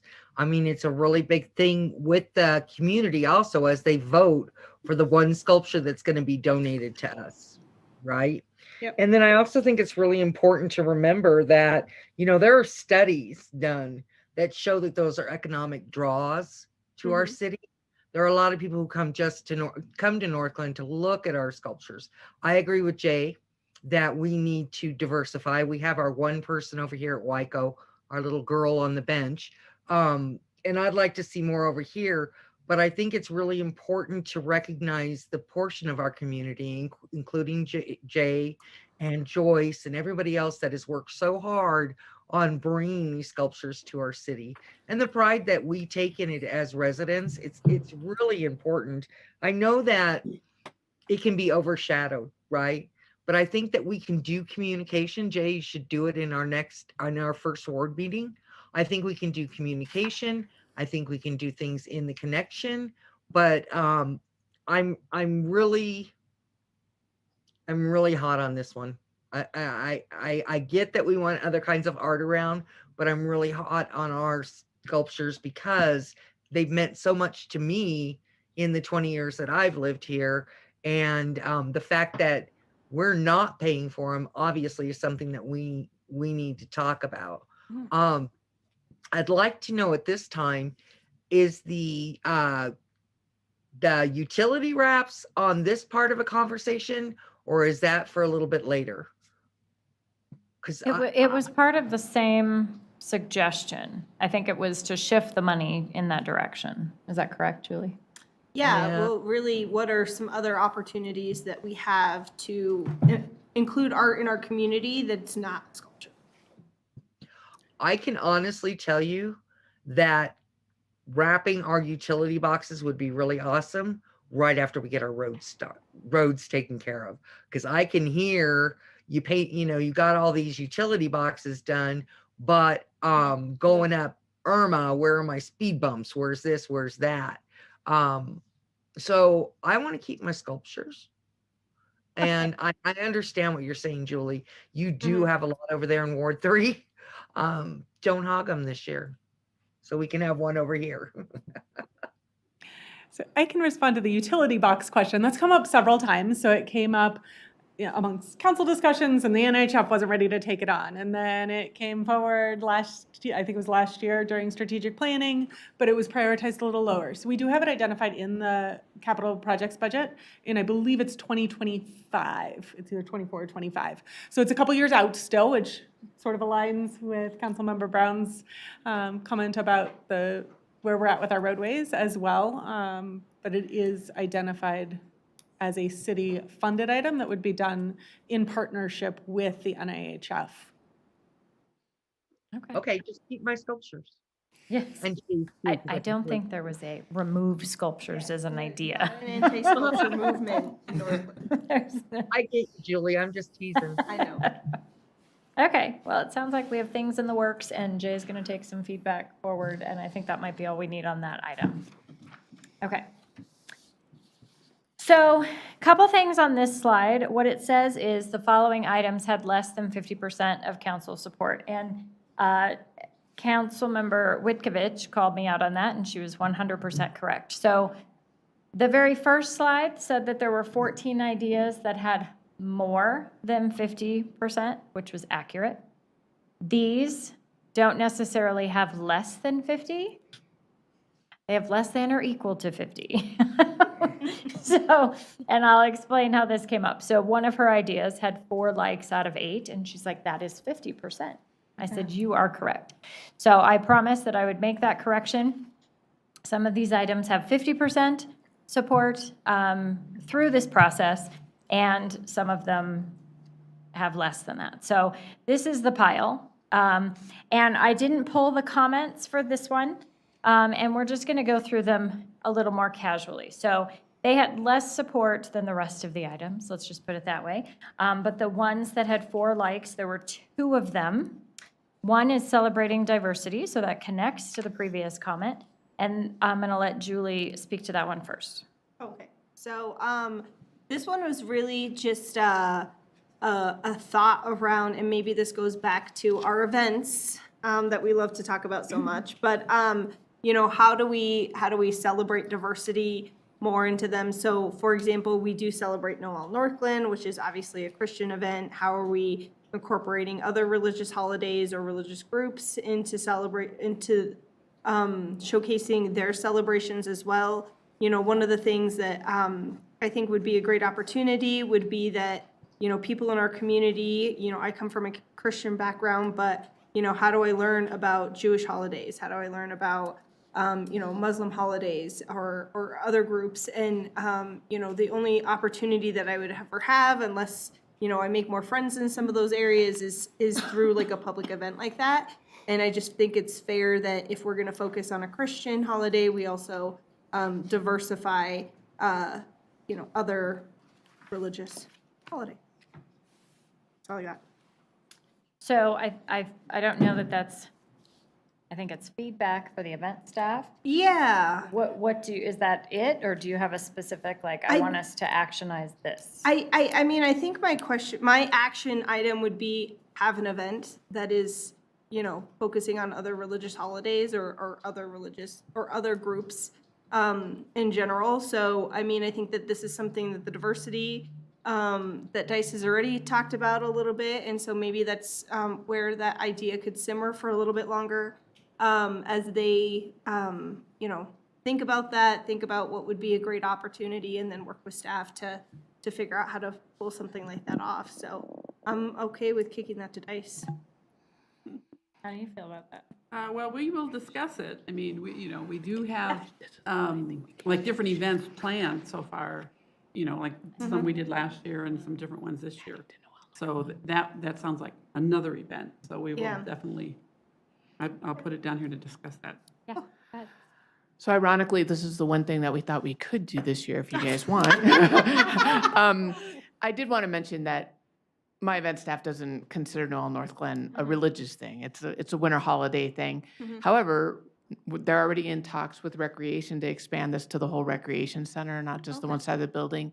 So if we want to size it up and wanted to include other cultures, what their winter holidays are, that would be relatively easy to do. It just, of course, takes money, right? Because we'd have to hire contractors to come in, and whether it was a food or it was a dance or it was, you know, a craft or whatever we wanted to do from different cultures, Stephen could look for that. But we do need to look for it now because we line up contractors now. I know it seems really early, but if you did want to make Noel Northglenn winter with different cultures, we actually think we could do some of that this year.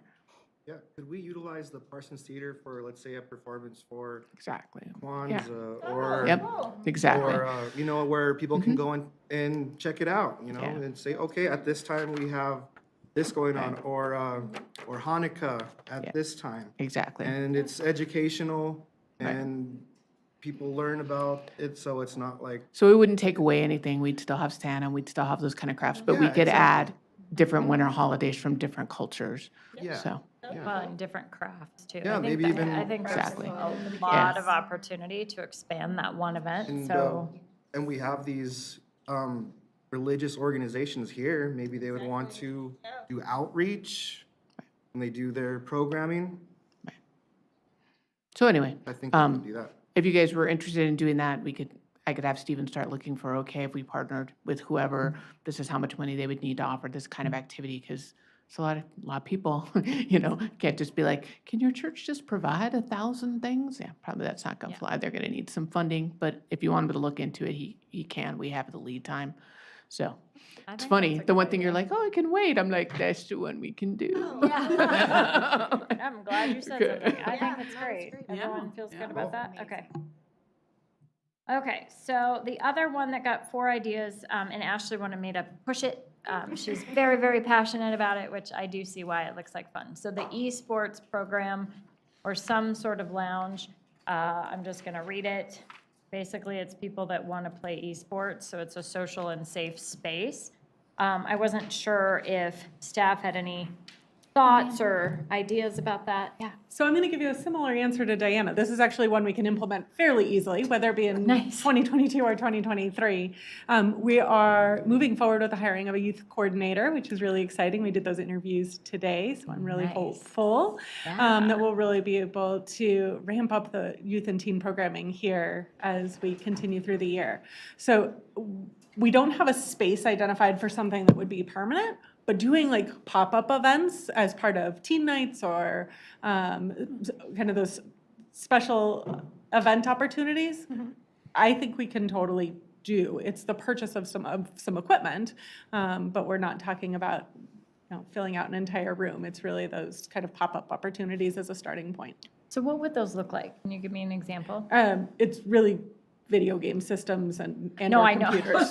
Sorry. I do. I'm missing the question. I have paid for quite the setup that is Okay. in my home right now, being utilized, no doubt, while I'm here. I know exactly what that is, but when you say pop-up event, where would that be? Like a little? In the recreation center, likely as a part of a teen night where portions of the facility are closed to other individuals, but those 11 to 15 or 12 to 17, you kind of have to play with those ages, may break those into multiple nights as well. Have the opportunity to come in and use the pool, use the gym, and some of those nights can include those pop-up esports events as well. There's also opportunity for those to be standalone, kind of like we've done a special event for our youth and teens like Flashlight Egg Hunt. This is one other opportunity, right, where you set up a tournament and give kids the opportunity to come in and play. Oh, she would love that. I'm sure she's excited. Okay. Jenny. I know that this one didn't make the top whatever that we needed to get, but I love this idea. I think it's a really awesome place to meet some of our youth where they are and provide a safe space. I love it. I think it's so cool, and it's something I would have never have thought about. And so I'm all in on this one. I'm really, really excited about the potential. That's awesome. Shannon? Yeah, I absolutely agree. And it's a pop-up now, but maybe in the future with new city hall, who knows, it could be more permanent for the youth to have an area dedicated to them. So 100% I love this. Julie? I love this idea as well, just because this is totally how kids want to spend their time. My only request would be, is there ever an opportunity to have the younger guys hang out as well? So my little guy's 6 and I have an 8-year-old, but like they love anything kind of video games that would be age appropriate for them. They'd be all over it. Like my daughter actually has groups of kids who get on after school between 4 and 5. They have their own groups that they go and they hang out in like Minecraft for an hour together as a class. I mean, like they're already organizing this organically among themselves, and they're like in 3rd grade. So it's like, this is definitely something that the little guys would like as well. Yeah, adults are doing it too. We meet up and play online games too, but so I'm definitely in favor of this, and I think that it's part of our culture now too, and it's been that way for a while. But now that now that we have even city councils talking about this is cool for future generations. Cool. Yeah, I was just going to say that it's great to hear Amanda say it's something that do. So that removes a huge obstacle for me, and also that it sounds like something we can kind of like put our foot in the water and see what kind of response we get and decide what how much to expand or where or whatever, tweak it as we go. So yeah, I'm in favor. I support. All right, so go do something fun with esports, and Ashley will be very excited when she We're going to gets get that back. person hired and on board first. Yes. And then Got we it. will absolutely test them with that. That's awesome. Okay. And so on the same screen, we had some ideas that had 3 and 2, but as you can tell from esports, that may not matter because people had some really exciting responses to that. So I'm just going to go in reverse order. So I think the increased code enforcement, Jay, is just an overall feeling, and you've shared quite passionately about that. So I'm just going to actually let Brooke respond to that one. We'll go enforce it. Check. Is that all we do? We just I mean, say, you know, okay. I will say that, you know, over COVID-19, especially with vehicles, there was a pause with PD and code because of DMV. I know that that's been ramped back up again. You know, I think the big thing is that if you see it, let us know and we'll go out and take care of it. I mean, that's just how we operate. I know that there's always an expectation that we be proactive, and I do want to point out that PD covers the street and we cover private property. So that's one of the things that we work interdepartmentally when we see something if we see an abandoned vehicle on a private property and there's an abandoned vehicle in the street, the same location, we coordinate and take care of that. But it's not like we turn a blind eye to those things. I think, you know, the big challenge that we struggle with is trying to strike a balance for folks, because there are people who are hobbyists and there are people that we have seen in the past who target their neighbors because they've got longstanding feuds. And so we always try to find a balance with how we approach these issues. But if there's a violation and there's a complaint, we'll go out and take care of it. Yeah, there definitely is. I mean, it's something that I've really pushed both times when I ran, because I just see my ward, especially in my neighborhood, deteriorate. And I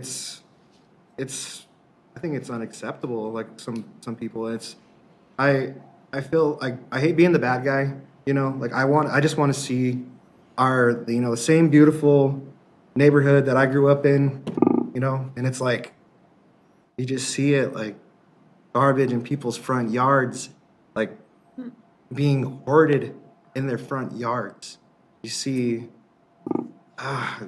crashed cars that have been, you know, sitting there, and it's not a good look for Northglenn. And it doesn't make me feel any better being the councilman there, and it just doesn't get any better. And it's people I see our officers drive by, and I don't see anything. Like I hear sometimes some things have been done, but the main ones stay for extended amounts of time. And it's getting to the point where some of the instances I'm talking about are going to become public health problems, with trash being hoarded in yards, and it festers, leads to rats, leads to people getting sick. There's homes up for sale next door, you know? People want to move away from it. And then you have people that probably do not want to move into that situation. So that's why I'm passionate about it, and because I've seen rats come all the way up from, you know, into, you know, my area. I've seen them, and I don't think anybody wants that in their neighborhood. It's, with the lack of a better term, it is disgusting. Like I said, we can sit down, we can talk, we'll go take care of it. I'll take you guys on a ride. I'll show you. Do you have But- the app, Jay? The, Access Northglenn app? no, but. Oh, you should get it. Oh, then. You're missing out. You gotta Yeah, have it. The Northglenn Access app, Yeah. all you gotta do is take a picture and you can post it Okay. to us, and then we will follow up and we can keep you informed as to the status of the situation. That's And great. you can Yeah. see when the case gets closed out. Okay, cool. And for everybody else who's doing a great job taking care of their yards, keep up the good work. And a question, and I don't know, Brooke, if you want to walk us through this, because I do know that I had some frustration similar to Jay's at some point until I sort of heard how the process plays out sometimes. with some of these repeat offenders or homes like you're talking about. Yep.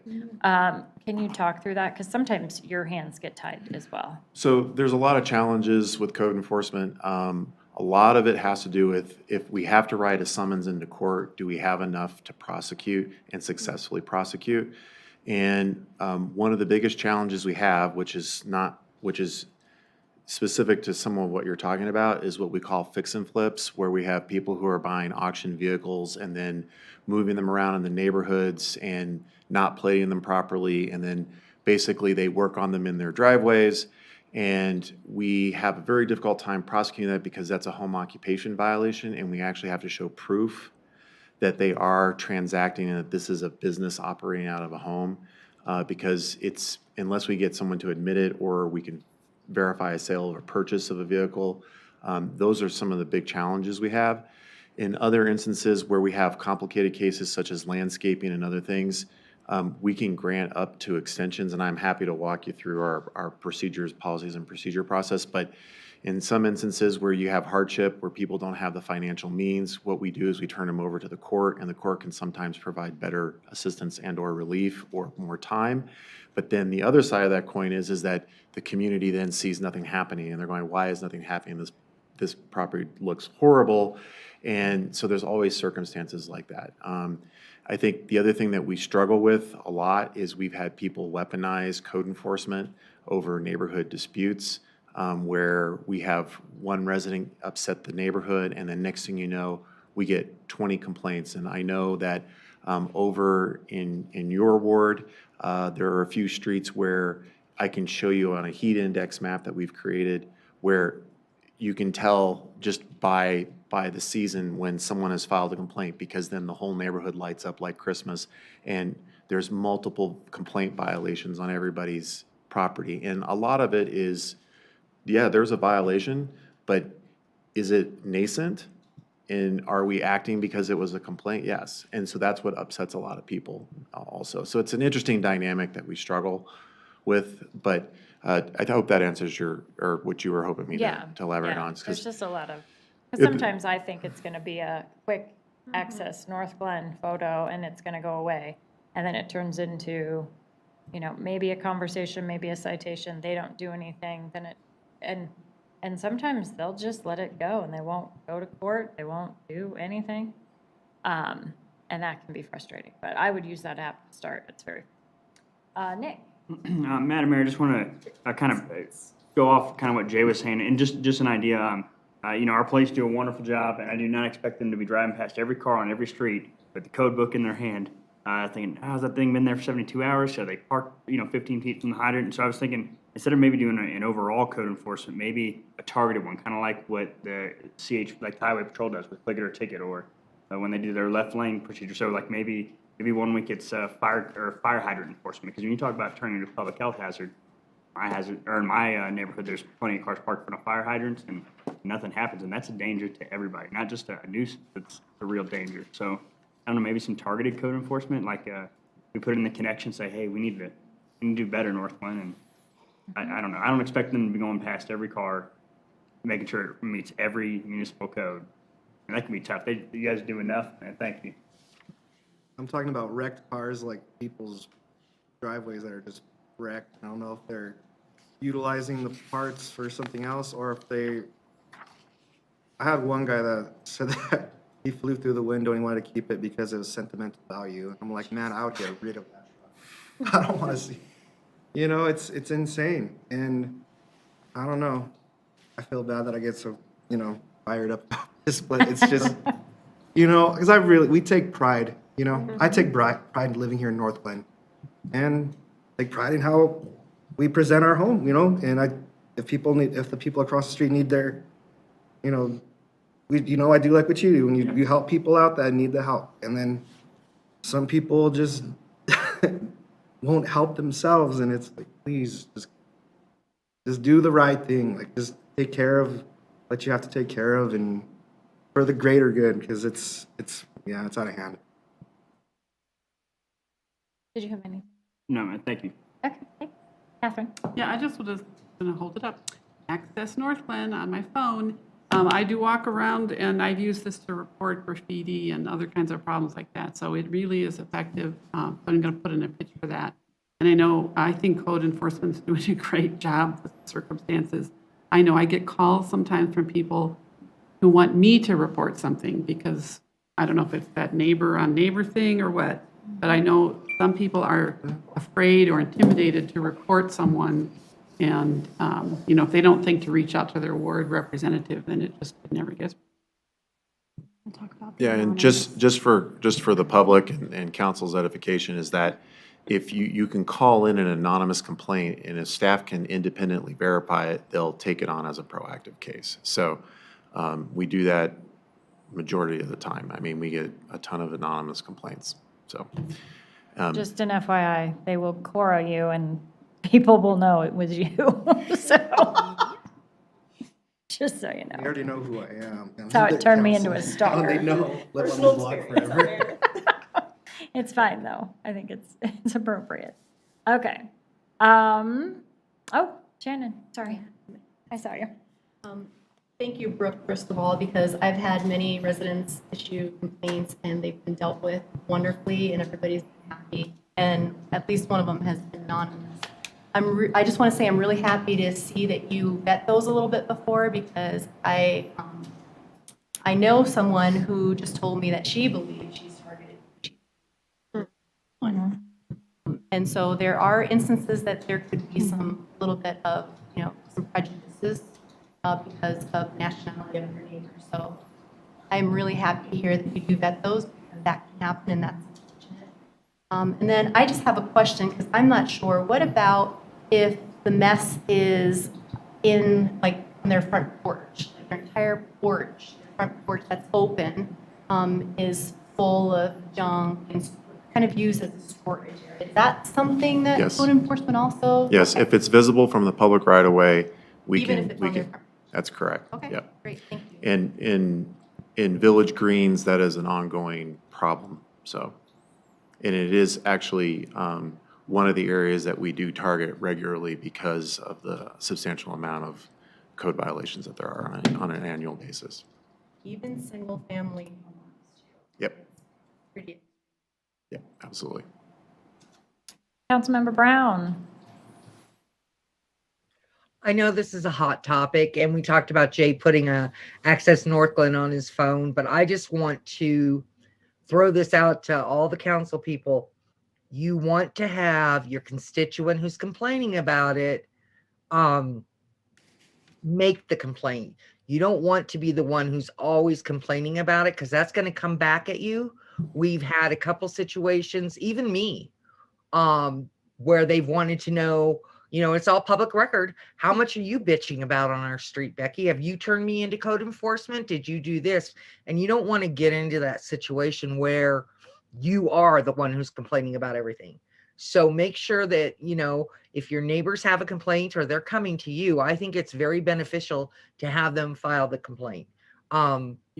Just experience and other situations going on with other council members. It's just really important that the neighborhood gets involved with it too. And it's not just coming on you, Jay. Otherwise, those people that we've talked about that like to retaliate, you're going to take the brunt of that when everybody is coming to you and complaining. So I always ask the people to make the complaint themselves because I don't want to be the only one, especially being an elected official, bitching about somebody's yard, The other thing is, remember, we can't do anything to backyards unless we have somebody who's going to let us into the backyard and let us look at that stuff. And I know from a couple that I did, that's an issue. But I do agree with you. I know exactly where you're talking about, Jay. I almost think that as you term through your city council run for 4 years and then be reelected and go another 4, you'll see that your area is one of the nicest kept areas in Northglenn. I like your neighbor. I think your neighbor's pretty nice too, Becky, but yeah, I drive by it every day. I know they do a real good job over here, and I really do appreciate it. But I understand. Brooke, do you remember? I think it was last year that we started talking about not cutting back on code enforcement, but changing how we approach different things? Yes, that's correct. And Okay. that was the main crux of our presentation to council last year is taking a slightly different approach in terms of how we handle things. Because one of our biggest challenges is that a lot of neighbor-on-neighbor retaliatory actions, and you know, people don't like it when someone doesn't like what they're doing, and so then the first reaction is well, I'm going to go out and point out everything else that I don't like, and then next thing you know, everybody's really wound up, and so yeah. And we That is really do have something in code about weeds being too tall. That was a joke with Kathy Novak. Yep. So that's the kind of stuff they start coming back on because they think that you're picking on them. So I just wanted to share just a little bit of experience with y'all. Thank you. Okay, moving into the items that have two, we have, I'm going to start with the day camp. I think that was yours. Yeah, actually, and I think it needed further discussion, which is, I kind of was trying to tie that into our discussion on the temporary housing program. And the reason for that is I do feel like this is a discussion that's going to come up at some point in time. So maybe it's best to leave it as the study session that we will eventually have. But just trying to think about the barriers that we know are currently happening with the winter housing program. For example, someone who may have the opportunity to work overnight, like or any type of that work, you know, they can't really take advantage of the program. So part of that and the day camp is one part what will happen after our winter, you know, housing program ends, but also how could we continue to address the barriers that maybe people who can't make those hours need or need a place to stay during the day. And I actually just came across that Littleton, Inglewood, and Sheridan are teaming up together to create or to work towards creating a daytime navigation center / day camp. And we have the pieces in place with crew right now. We have a solid foundation. So it's maybe a future discussion to talk about that, you know, what that could look like. And they have already, you know, multiple cities buying in, and I feel like we could do something like that. So that's kind of where I'm headed with that. But I know it's something that we're all very passionate about, and we all like to discuss, so the future. Yeah. So is this something that you can just give feedback to the team and they can match it to the appropriate conversation? Because you're right, we are going to have this conversation. Yeah. Does that make sense, Rupa? Yeah, and there's a regional group within Adams County that's working on putting together an MOU to really talk about what the needs are countywide, so that Northglen's not the only one that's doing everything. Right. In this case, yeah, giving them like $300,000. I mean, there's potential more funding out there. I should Which add you're that great at getting. I should add that Broomfield is also in the conversation as well, so it's Adams Oh. County and Broomfield. Okay. Lots of conversation, sounds like. Okay, Lots of conversation. great. Homeowner beautification, was this also yours? This was also mine, but honestly, this ties in with our first discussion, so I feel like we can just keep it there. Okay. If anything else comes up, but, you know, specifically spring cleanup. So even though this is a little bit more in-depth and probably more costly, talking retaining walls, that's something we can bring up for another time. Retaining wall might bring up the fencing program. There you go, maybe that's. Fencing, what's that? Fencing. Yeah, I know. Okay, so the last two were related to stop signs. And the food truck festival. They didn't get any response. Do you still want to speak to them, Jay? Yes, so I live nearby a school. I live nearby Malley Drive Elementary, and I went to school there and realized that, you know, people don't stop when children are present usually. So usually when they're with parents or stopping guard, then you'll see, but I've seen so many close calls, and I would just hate for fatality to happen, or really, you know, any kind of injury between a vehicle and a person of any age when they can, cross safely. It's just press a button, all 4 stop signs light up so people know just, stop. Someone's crossing right now. It could be a person turning left and maybe they don't see the child or something or whoever. And it's something I'm passionate about because, Okay. it's, Heather? I think it's something that we can do. We can do it through Let's having find the out. solar, Let's find out. Heather, It's do you want to something we could respond do. to it? Sure. So Northglenn Middle School and Malley Elementary School are 2 schools being studied as part of what we do is an every other year rotation. So 1 year within our CIP program, we identify a couple schools to study the arterial framework around the school and how traffic's flowing and what safety improvements need to be made. So we work with a consultant on that. So Malley and Northglenn Middle School are being studied this year. We'll come back through the 2023 budget process and make a recommendation on what funding we need to actually make those improvements next year. So what we do in the meantime, knowing that we do get complaints about those 2 schools listed that I mentioned, in addition to all the other schools. And certain neighborhoods that we have in Northglenn, we do proactive targeted traffic enforcement. And that's been very effective in helping change motorist behavior. Now, some can argue, well, if we have a police officer present from our traffic unit, a motor cop, then you see good behavior from motorists for a period of time. And then when that traffic cop is no longer there, you see those motorists slip back into the bad habits. So targeted traffic enforcement is something that we use in these areas. And I'll confirm with Chief that we're focusing on Malley and Northglenn Middle School. So you won't see improvements such as the flashy stop signs this year. If it's recommended per the study, we'll build in those costs for next year. It is important to keep in mind, and this is something that Kent wanted me to stress, and he had a death in the family, which is why he's not here tonight. There's the natural thinking that the flashy stop signs get people to stop at the stop signs, and that's not necessarily the case.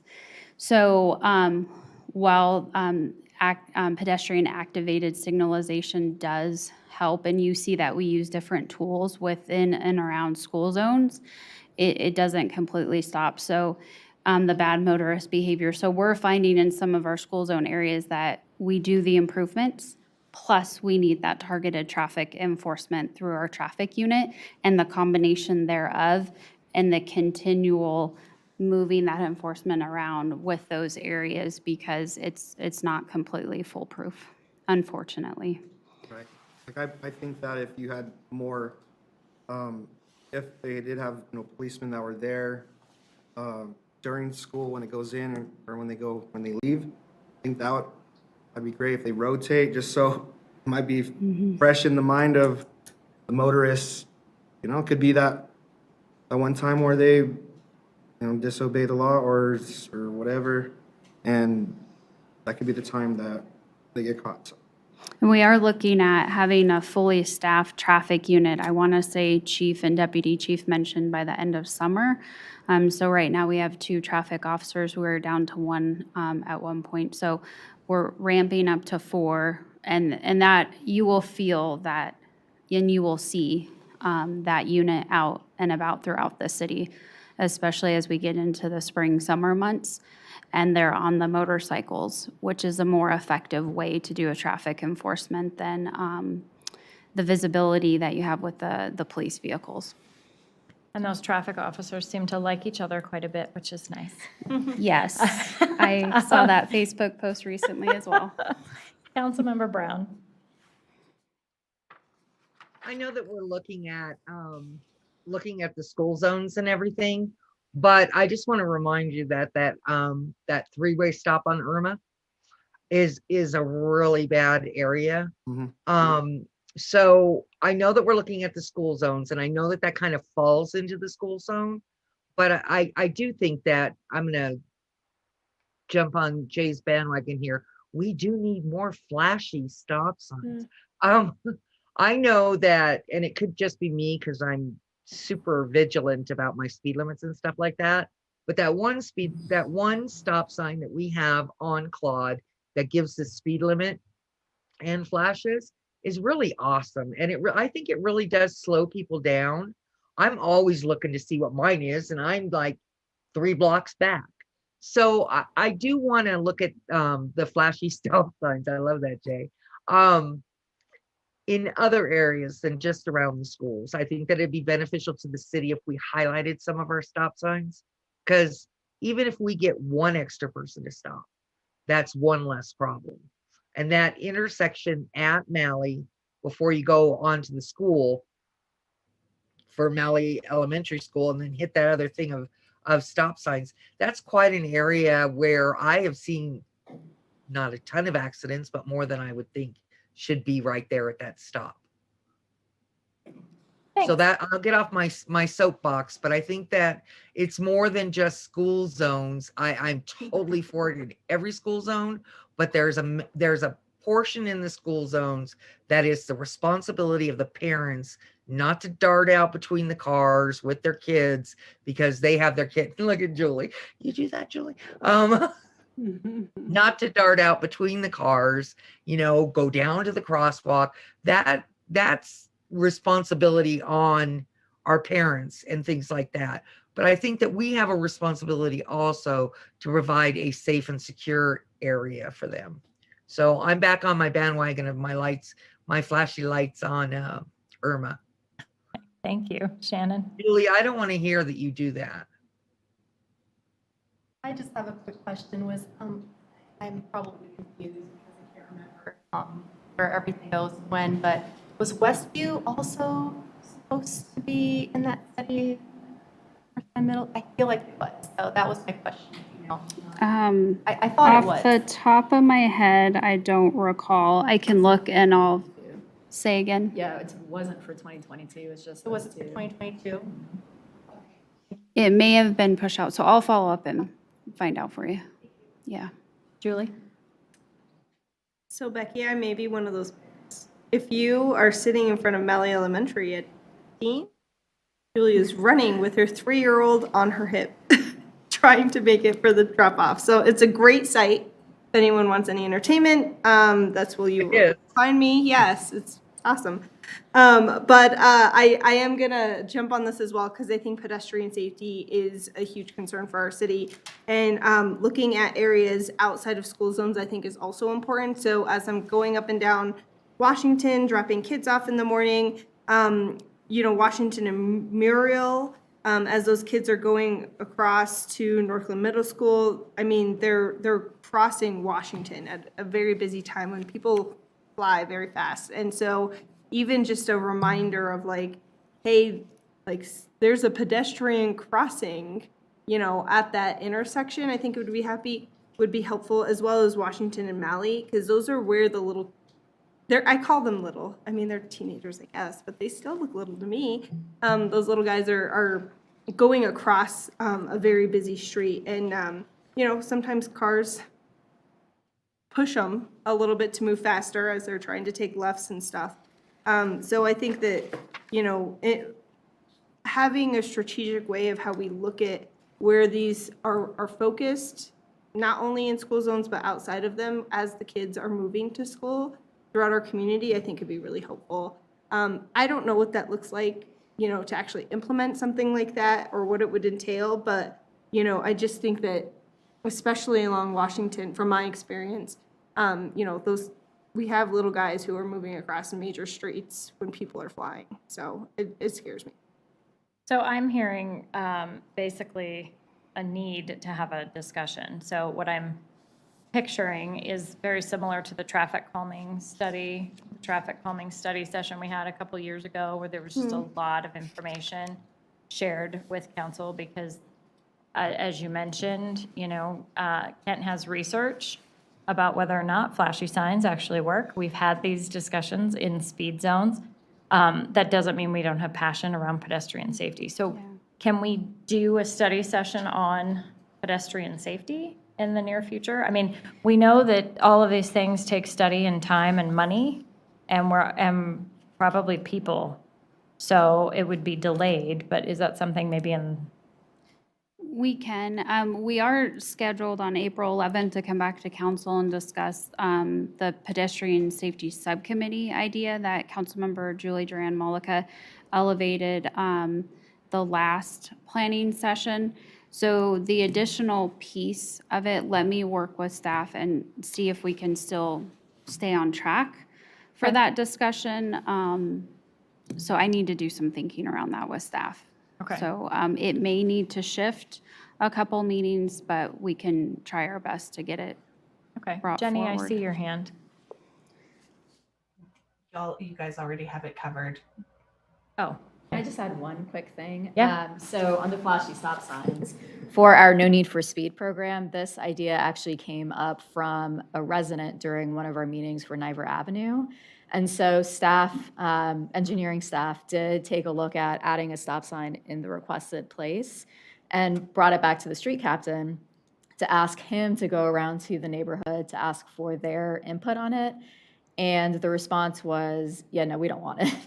So flashy stop signs in other areas is something that we will always look at from an engineering perspective to make sure it's appropriate at that spot. But I think it is also important for that public input from the No Need for Speed program because we don't want to anger the people that are actually living there. That's And fair. that could be part of the discussion. I mean, I get Yeah. inquiries from residents. I mean, I got a text message just last week. Why haven't you put speed humps on my road? Well, as city manager, I can't unilaterally just put Yeah. speed humps on a road. So I do still hear a little bit of concern, not as much as that I would say I previously heard. I think our before we got our current No Need for Speed program up and running, I think that's been really successful. But there are still some residents who don't want to participate in that program. So if that's a gap that we haven't fully recognized, I mean, we could tie that in to this discussion, but it's going to take staffing and bandwidth to really focus on those areas where we're not seeing that grassroots initiative on the resident side of things, asking for the assessment and participating in the process. Well, in the school piece, I do feel very strongly that that needs to be a partnership with the school because that is their community that's misbehaving often. Sometimes it's not, and it puts the school community at risk. But to have that combination, that partnership between this is what the city can provide to help this be a safe environment, but this is what you guys have to stop doing. And that's the work that Arupa has had underway with what we have planned to come back on the pedestrian safety subcommittee piece because so not to spoil that study session and what's to come, but that work's underway. But the pieces related to Washington and then the other roads that aren't being moved forward because they're not being resident initiated, we can do some thinking around that and figure out. Okay. Yeah, I was just going to add that there's no way to make everyone happy about some of these things because I know I was really happy when stop signs were put on Grant because I felt like that really cut down on the speeding. But I had a resident say, well, how come they put those up there? I hate that. And then I also know a person who lived on the corner right by one of the stop signs who sold the house and moved out of the city because the increased noise of people, slamming on their brakes and shooting out from the stop sign. So, you can't make everyone happy. That's very true. Speaking of that, Nicholas, you have the final item of the night. After hearing all the events we have and everything planned, I don't want to say withdraw it, but I think it's a moot point. Okay. I kind of figured, but, okay. So, to have a little bit of closure tonight, first of all, I just want to thank everyone for their time and attention to this work because it was really important, and it was important to me that everyone have a voice in this process. And so how many ideas did we move forward? I honestly didn't keep track. Can I just say several? Several. So that's very exciting. That is very exciting. I think we did move quite a few forward. And I think there was a lot that moved forward in study session format to kind of dig a little deeper and learn a little more. Some, admittedly, staff said, hey, we can do that now. We have the capacity to help you with that. And some things you need more time and money for, and we heard that. Some things are coming forward in the budgeting process, and we'll see if we can give you the money for it. If not, then that'll change our priority on that item as well. My question to council really is, how did that feel? I know it took a lot of time, but does anyone want to respond or comment to that?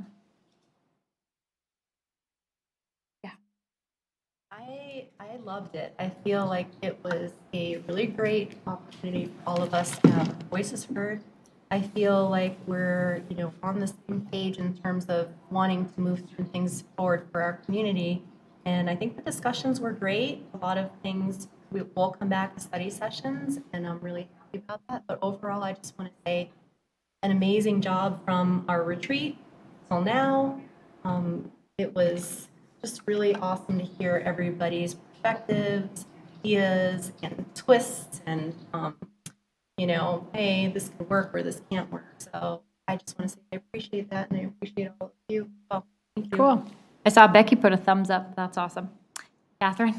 Yeah, I was just going to say that the last time we did something like this, I know we were in the pandemic and I think all virtual, or I don't exactly remember all the details, except that it was not this organized, and it wasn't as clear to me what was going on, and I just felt like this was a really good process, and I really liked that bulletin board idea you came up with. Yeah, the Padlet. Yeah, That was very helpful. So this is a good process. I feel like we've come up with some really good ideas. Awesome. Jenny? Yeah, I really liked this process. What I really liked about it is I felt like we all had a chance to just like get all of those ideas out of our brains. And then I think the time to marinate was really helpful, right? Because it, I think that there were ones that just continued to rise to the top, but then there was, the one like Ashley's idea that I was like, yeah, I'm still really excited about that even a month later. And so I just want to say thank you to you, Meredith, for the work that you did and the thought that you put into building out this process to be as thoughtful and inclusive as possible.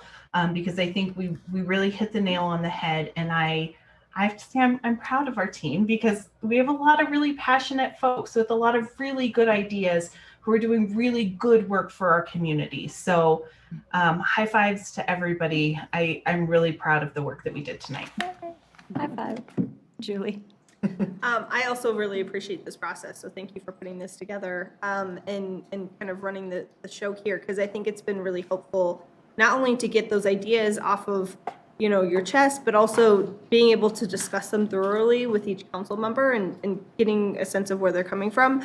I think that's one of the greatest benefits of being on city council is you have the ability to shape what the city looks like. You bring that feedback from the community that you're hearing, good or bad, from your own personal experience in your life in the city, and you get to implement it. And this is how you do it. So thank you for giving us that opportunity. Good job, team.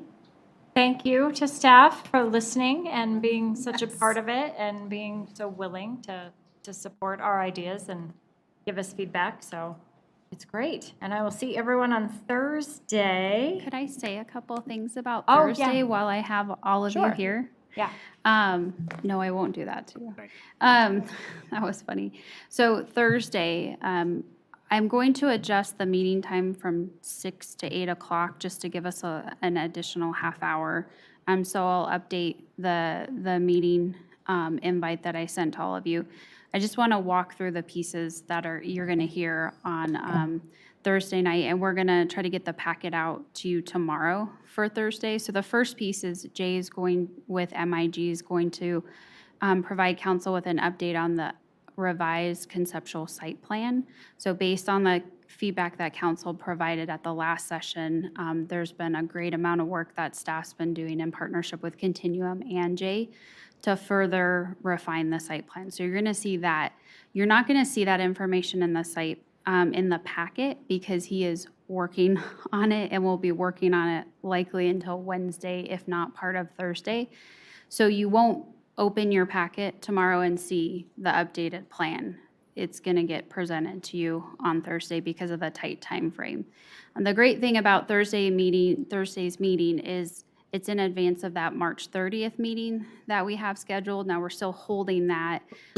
If on Thursday evening, council says, you know what, this looks great, but we want these other pieces, we'll also utilize that March 30th meeting to bring a next iteration back to you. So I just wanted to explain that to you all.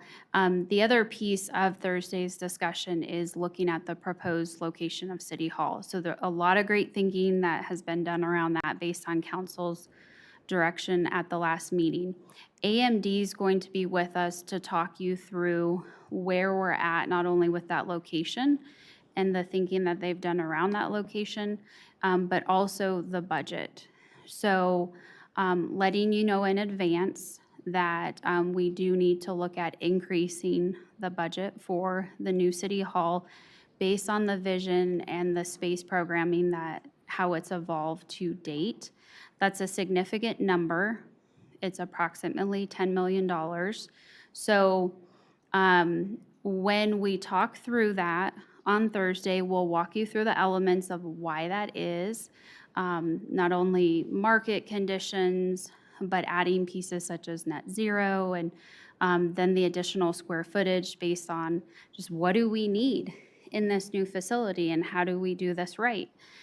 So I don't want you to be startled when you see that number in the staff memo. We've done the legwork to ensure that we have the funding available to continue to pay cash for the building. So we're not going down the path of looking at financing or anything like that. This is would be utilization of general fund reserves, Becky, which is why I have said slow and steady because I knew that this piece was coming. The other piece is we'll have Michael talk about the work that he's doing with a grant for NAHF. Then we'll go into executive session and talk about high-level financial analysis that's being done based on the continuum piece of the Civic Center plan and the way the conceptual site plan is as of now. So that way we bring council along as we continue to progress with the development of the redevelopment agreement. So we're gonna, we could move pretty quick depending on, how you react to where we're at with the conceptual site plan. So it may not be that we need a full 2 hours, but I'm being a bit cautious. So that's why I'm gonna add that extra half hour. Rupa, did you check with the mayor if wanted dinner? So yes on dinner. Okay, perfect. So that's all I needed. Thank you, Mayor and Okay. Council. Thanks. We are adjourned. See you Thursday. Bye.